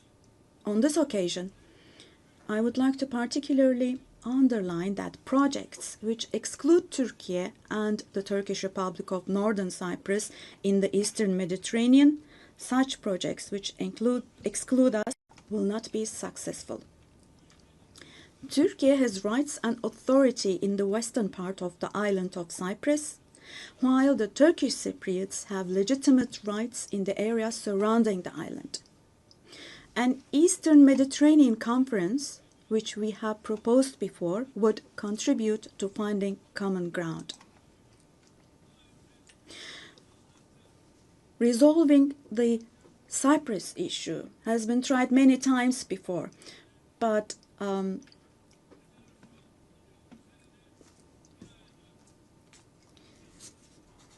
due to the rigid stance of the Greek Cypriot side, no resolution has been found. We cannot possibly have this as a foundation for a resolution of the issue. There are two separate states and two separate peoples on the island of Cyprus. Turkish Cypriots are equal owners of the island, and they will not accept being a minority. The international community must put an end to the unfair and inhumane isolation that the Turkish Cypriots have been subjected to for half a century now. I reiterate the call I made at the last 3 UN General Assemblies. Let me repeat. I call on the international community to recognize the Turkish Republic of Northern Cyprus and to establish diplomatic, political, and economic relations with it. Esteemed President, distinguished members, in the coming period, we desire a new beginning and vision in Türkiye-European Union relations. This should not be a vision that just saves the day, but rather a vision that redefines the horizon and shapes our shared future. For this, it is of course important that the European Union is as willing and determined as we are. As a net security provider, we continue to contribute to the operations and missions of the United Nations, NATO, OSCE, and the European Union. The annual NATO summit next year will be held in Turkey, in Ankara. The USA, who is our NATO ally, our relations with them are continuing on trade, investments, energy, defense industry, in addition to other many areas, and we're strengthening our relations with them. Meanwhile, we attach great importance to the peace, stability, and prosperity of our brotherly countries in Central Asia, which is our ancestral homeland. Our Organization of Turkic States is moving forward with confidence on the path to becoming a global actor, going beyond being merely a regional umbrella. We are making intensive efforts to ensure the continuation of peace and stability in the Balkans, where we have strong historical, cultural, and people ties. The Balkan Peace Platform, which we established in July, is the newest and most concrete manifestation of our efforts in this direction. And this October, we'll once again assume the command of KFOR forces. In Afghanistan, our fundamental desire is that the current administration demonstrates an approach that embraces the society and that takes human values into consideration. In this process, it is essential that the international community does not leave Afghan people alone, and as Turkey and as the Turkish nation will stand by the Afghan people at all times. Esteemed friends, in South Asia, we consider the preservation of peace and stability to be of utmost importance. We are pleased with the ceasefire achieved following the tensions last April between Pakistan and India the tension which had escalated into a conflict. It is important to see a cooperation between the two countries when it comes to counterterrorism.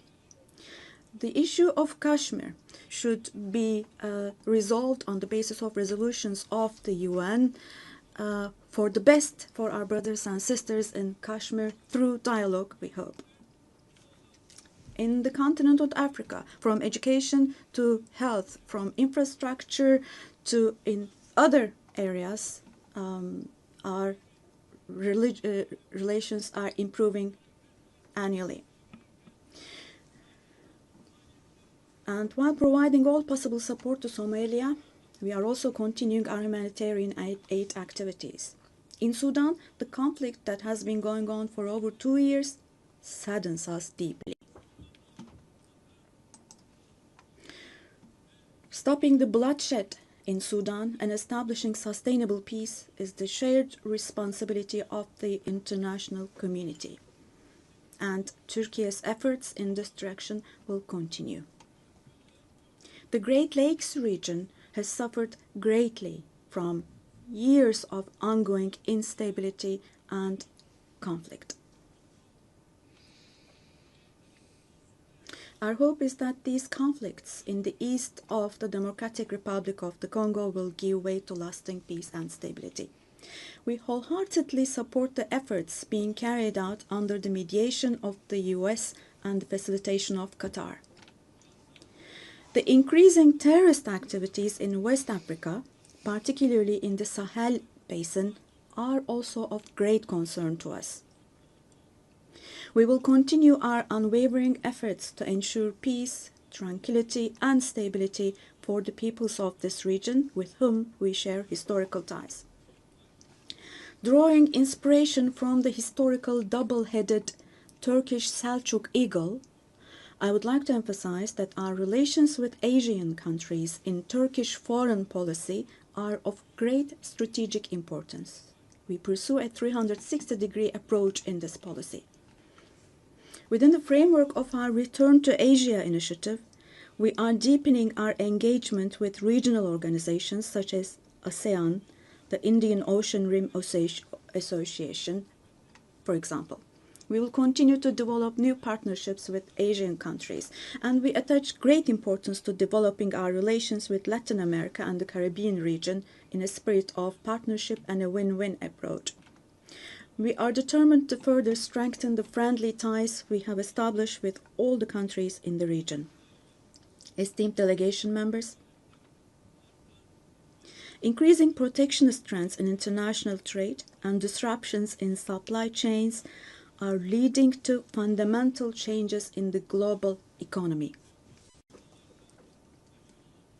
To successfully address current challenges, we support the reform of rules-based international trade, including the World Trade Organization. I believe access to affordable, safe, and sustainable energy is essential, particularly for developing countries, to be able to achieve their development goals.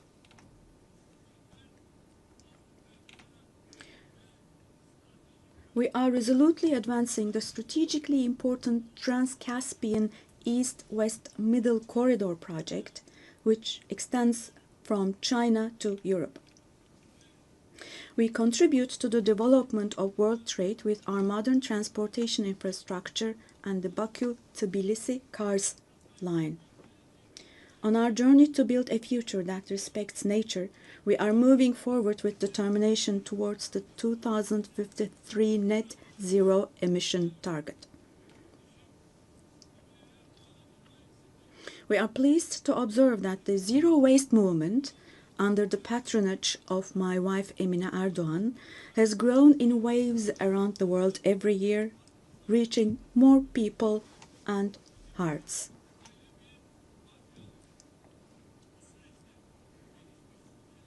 In this process, it is no longer a choice for developed countries to fulfill their responsibilities. It has now become an obligation for them. As one of the countries providing the most development aid in the world, we are striving to achieve the UN Sustainable Development Goals.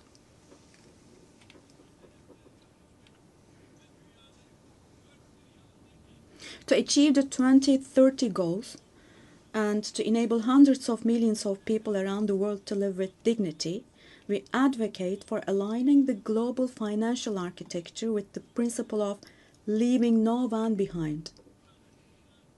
And here, let me also particularly draw your attention to the following. While we grapple with geopolitical challenges, humanity is also witnessing an extraordinary leap forward in artificial intelligence, AI. The transformative power and the benefits offered by these technologies, no society should be deprived of these benefits. AI technologies should be used for the benefit of humanity, not as a new tool of domination. The UN Technology Bank for the Least Developed Countries, which we host in TÜRKİYE, plays a critical role in closing the digital and technological gap.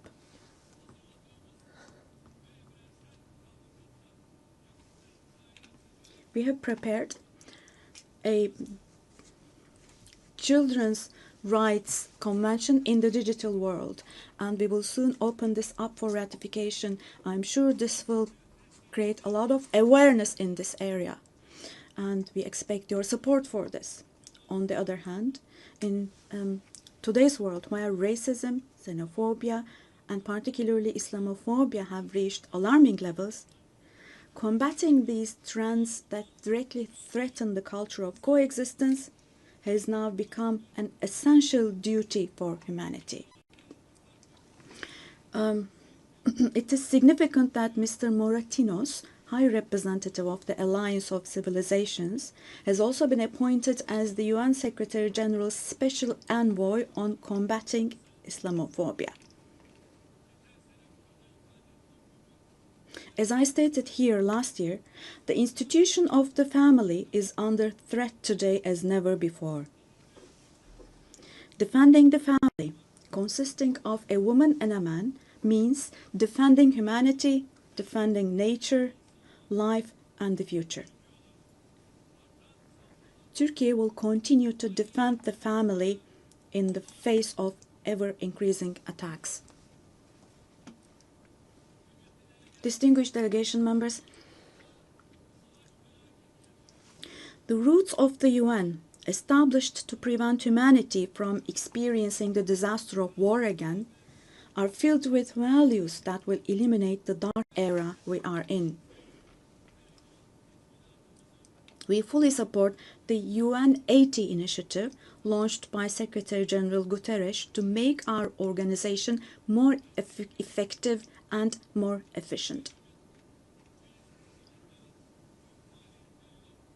I hope this initiative succeeds as a process that will further strengthen all the activities of the UN.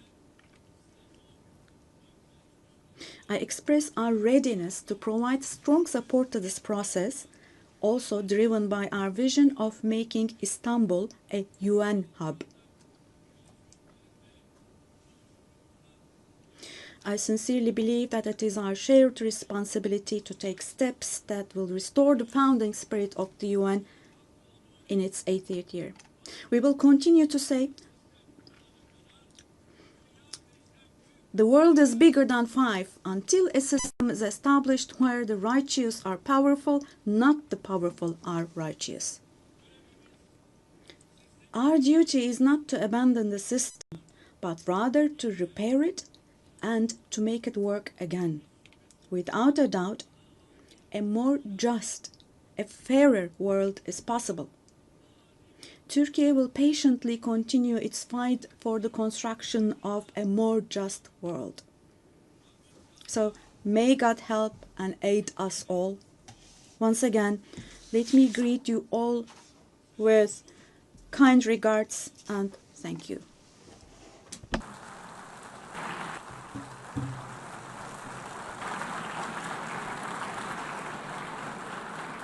On behalf of the Assembly, I wish to thank the President of the Republic of Turkey.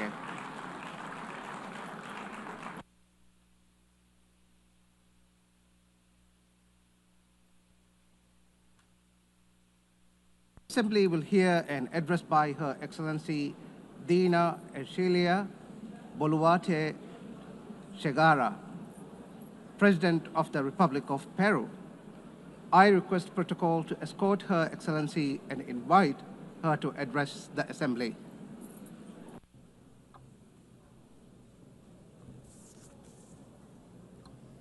Señora. Madam President of the General Assembly, Annalena Baerbock. Secretary General of the United Nations, Antonio Guterres. Ladies and gentlemen, heads of state, ladies and gentlemen present here in this august forum. Peru is the center and cradle of great millennial civilizations, the last of which was the Inca Empire, which left us a legacy of greatness. We are also heirs of the Viceroyalty of Peru, which encompassed 2/3 of South America. We are a mestizo nation, a fundamental mix between Hispanic and Andean peoples, proud to be the heirs of the two greatest empires of Europe and America of the 16th century. The Peruvian people today are resilient, entrepreneurial, supportive, and lovers of peace, freedom, and democracy. Our great writers, Mario Vargas Llosa and José María Arguedas, shared the idea that Peru is a country of all bloods. Our identity creatively expresses that we are the unity of the diverse, united under the same red and white Peruvian flag. In our country, native peoples and peoples of the world live together in peace and unity as a great synthesis of Peru, the country in which Pope Leo XIV lived and worked in for 40 years, a naturalized Peruvian because of his deep love for our people, both for his supportive as well as his peaceful disposition and his Catholic and Christian faith. All studies indicate that we are the most entrepreneurial country in the world, which is why, after the COVID-19 pandemic, that, due to poor government administration, claimed more than 2 million lives. But we have begun to recover, and today we look back on more than 17 months of consecutive economic growth. We have overcome the recession and inflation caused by political violence and by corruption, a failed coup d'etat, and the flight of more than $20 billion. That was between 2021 and 2023. We have regained the trust of national but also of foreign investment, and we have embraced freedom. We are a solvent and a stable country. Because of the coup attempt of December 2022, which sought to establish a dictatorship by forcing all branches of the state into submission, I had to constitutionally assume the presidency of the Republic. Since that date, a narrative was established by which the coup plotter became a victim, and the president, who constitutionally and legally assumed the presidency, was accused by some quarters of being a coup plotter and usurper. Lies turned into truth, and truth turned into lies. This is one of the issues of our time. The building of false narratives to attempt to defend anti-democratic political projects. The thinking goes that ideologies of hatred, where they're projects of failed states that grow into all-powerful states, require, in order to impose their will, a false narrative, in order to achieve their objectives through violence, and who, once in power, crush freedoms, silence the press and democratic opposition, violate human rights, and begin to control, to confiscate, and to expropriate private companies, creating a corrupt bureaucracy that destroys the economy, society, and public morality. The first step for achieving all of this is to build a narrative in order to lie, to deceive, and to manipulate. The ideology of class hatred is very skillful at distorting reality and building false narratives, because it uses the totalitarian method of repeating a lie ad infinitum, as was done in the world before the Second World War, and as is happening again today, because totalitarianism renews itself, presents itself with other faces, but it remains a serious threat to countries and to the world. The cynical narrative is reinforced by interventionism in the internal affairs of countries, supporting and spreading falsehoods to destroy democracy and eliminate freedom. In Peru, we have overcome strong, organized and persistent political violence that sought the return of the coup plotters' government, and since 2024, progress has been made in restoring stability and confidence.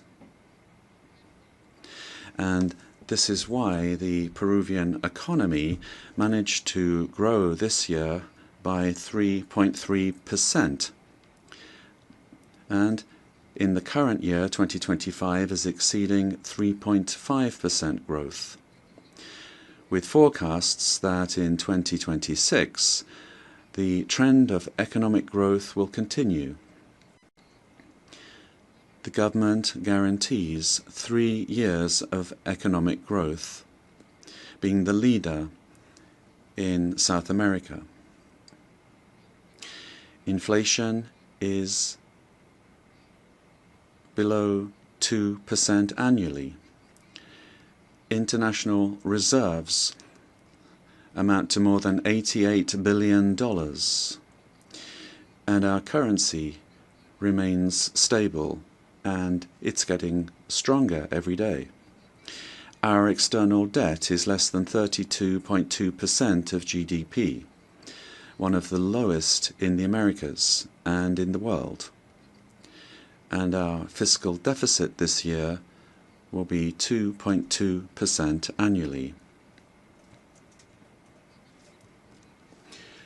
Madam President of this magnificent General Assembly, on October 24th, the UN was created after World War II, when one of the greatest totalitarian political projects built on an ideology of hatred, leading to the most serious genocide in human history, the Holocaust, was defeated.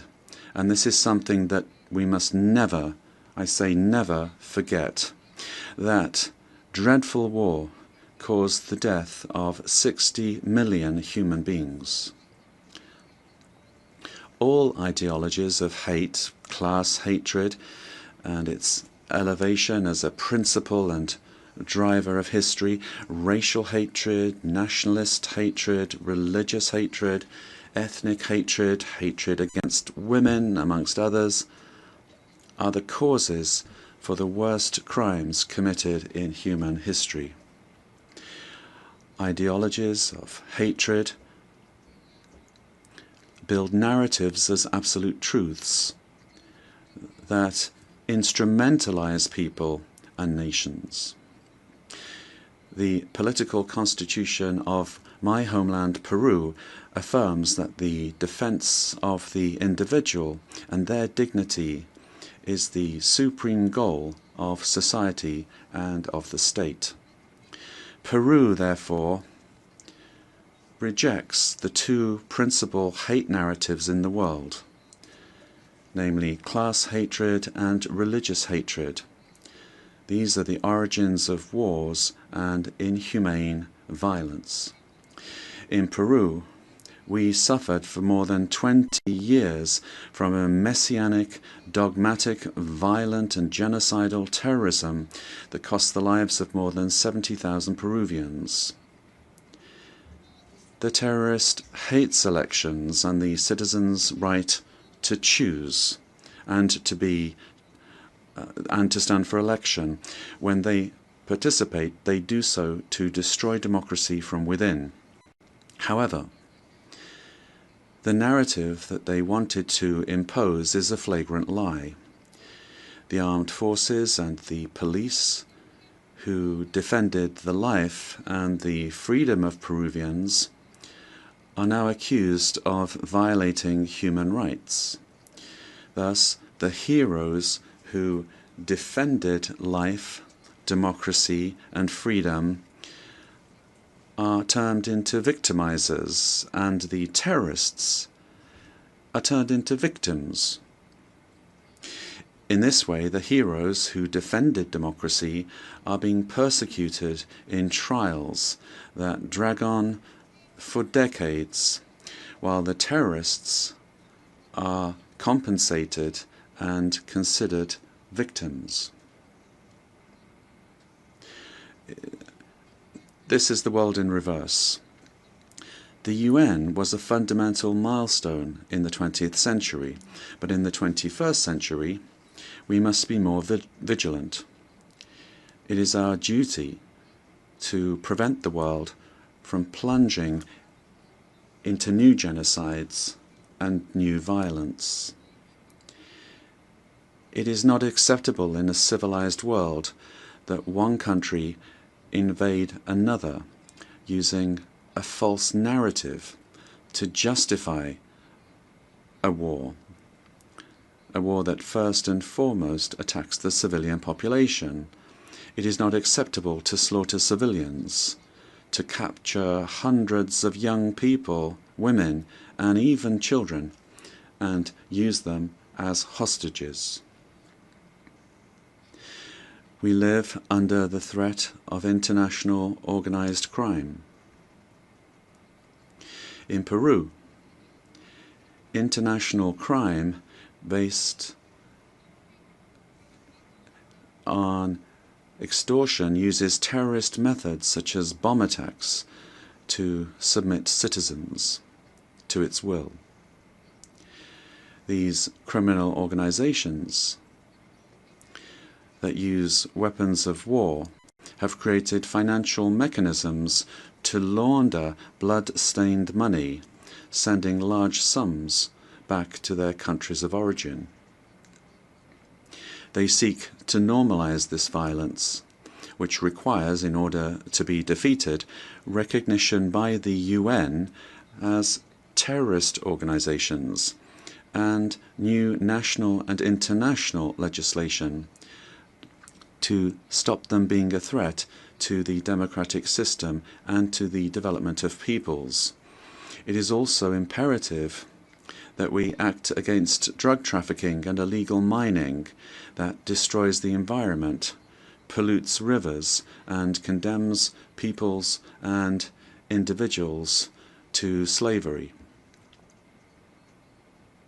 International crime has subjected thousands of women taken from their home countries through violence and deception and being exploited and deprived of their freedom.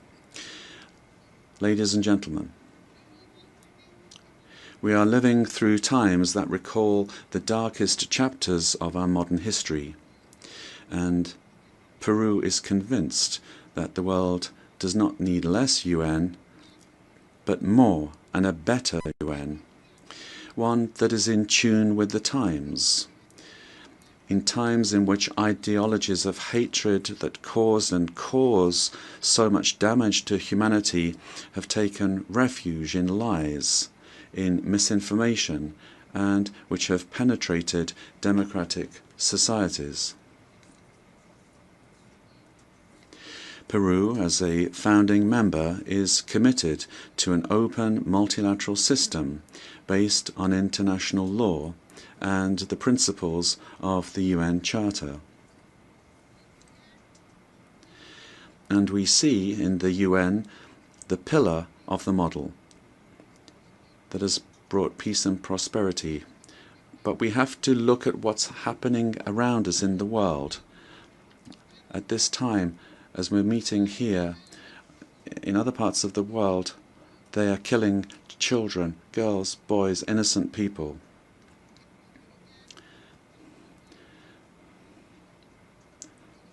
Prosperity will only come if we are united and work together. And we have to adapt to new threats. Each of our countries has the duty to make their contribution towards finding solutions to the problems that we all face together. And my country is striving to do this. But the interconnection of our societies and economies means that it is only through international cooperation that we can resolve the crises which we face. If we do not reform the United Nations, our common home, to restore representativeness and effectiveness to its action, then we run the very serious risk of seeing one of the most precious instruments that the international community has for world stability disappearing. For this reason, Peru supports the work of the UN 80 initiative, launched by the Secretary General, placing particular emphasis on the need to refocus the organization on its fundamental functions, bringing it closer to the needs of peoples, and at the same time making it more efficient. UN 80 must be an opportunity to strengthen multilateralism and ensure that the organization is better prepared to achieve its essential goals. This reform can only truly become fully effective if it is complemented by a transformation in UN governance that prevents institutional stalemates when it comes to decision-making, while ensuring its suitability. Ladies and gentlemen, in Peru, our government is working to meet its commitments, both to our citizens as well as to the international community, facing the threat of organized crime resulting from the collapse of tyrannical governments that led to migration to other countries. This is true of our country. From day one, my government has fought to restore governance in the country and to defeat polarization and violence. In Peru, there is full separation of powers, the rule of law, respect for freedom, and human rights. My government is the most stable of the last 5 years, during which 5 presidents have succeeded one another.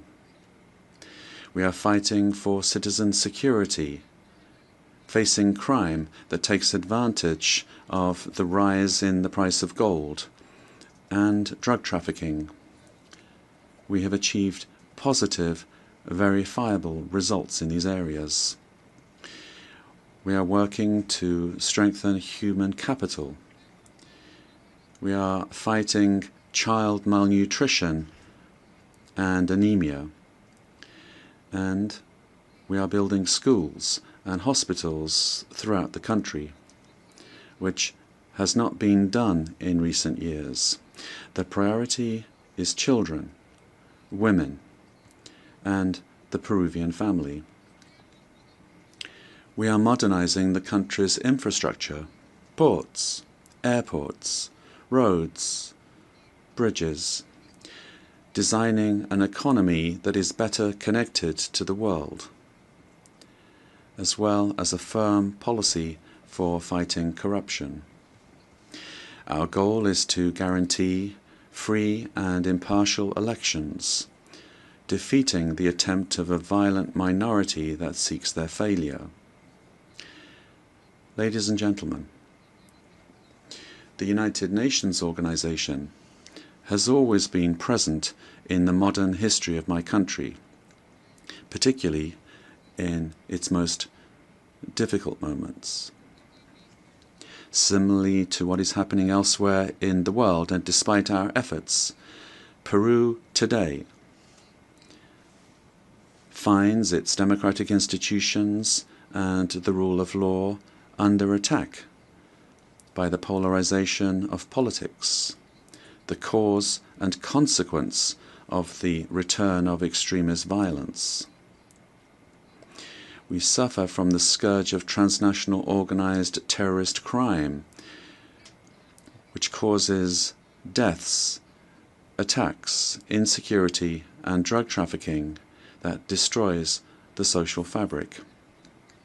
We face the threat of climate change that is destroying our Amazon, causing the melting of our glaciers, and putting our biodiversity at risk. We promote inclusive and sustainable growth in a context of opposing powers. But none of these problems is merely national, but global. This is why we need the United Nations to once again be a forum for dialogue and cooperation. I wish to recall the legacy of Ambassador Javier Pérez de Cuellar, who managed to do relevant work in the organization despite the Cold War. With that example in mind, and in view of our region's adherence to the purposes of the Charter, and in order to ensure better representation, we believe it is time for the next Secretary General to come from Latin America. Ladies and gentlemen, Peru is committed to ensuring that this General Assembly this year is not a mere commemoration, but the reaffirmation of our commitment to collective action that will revitalize the United Nations as a tool that supports peace and global unity, as well as development. We must stand firm in the truth in the face of narratives that try to conceal it, pervert it, or openly lie in order to hide agendas that do not correspond to our time, much less to the destiny of humanity. For this reason, it is essential that we strengthen truth against narratives that are based on hatred, the lie repeated that seeks to impose itself and only leads to destruction. But despite all of these obstacles, truth will find a way, and truth will set us free. Peace and unity for Peru and for the world, for all those on the planet. ama Kuspa, buscando el desarrollo de nuestro. Let us seek the development of our peoples, presidents of the world.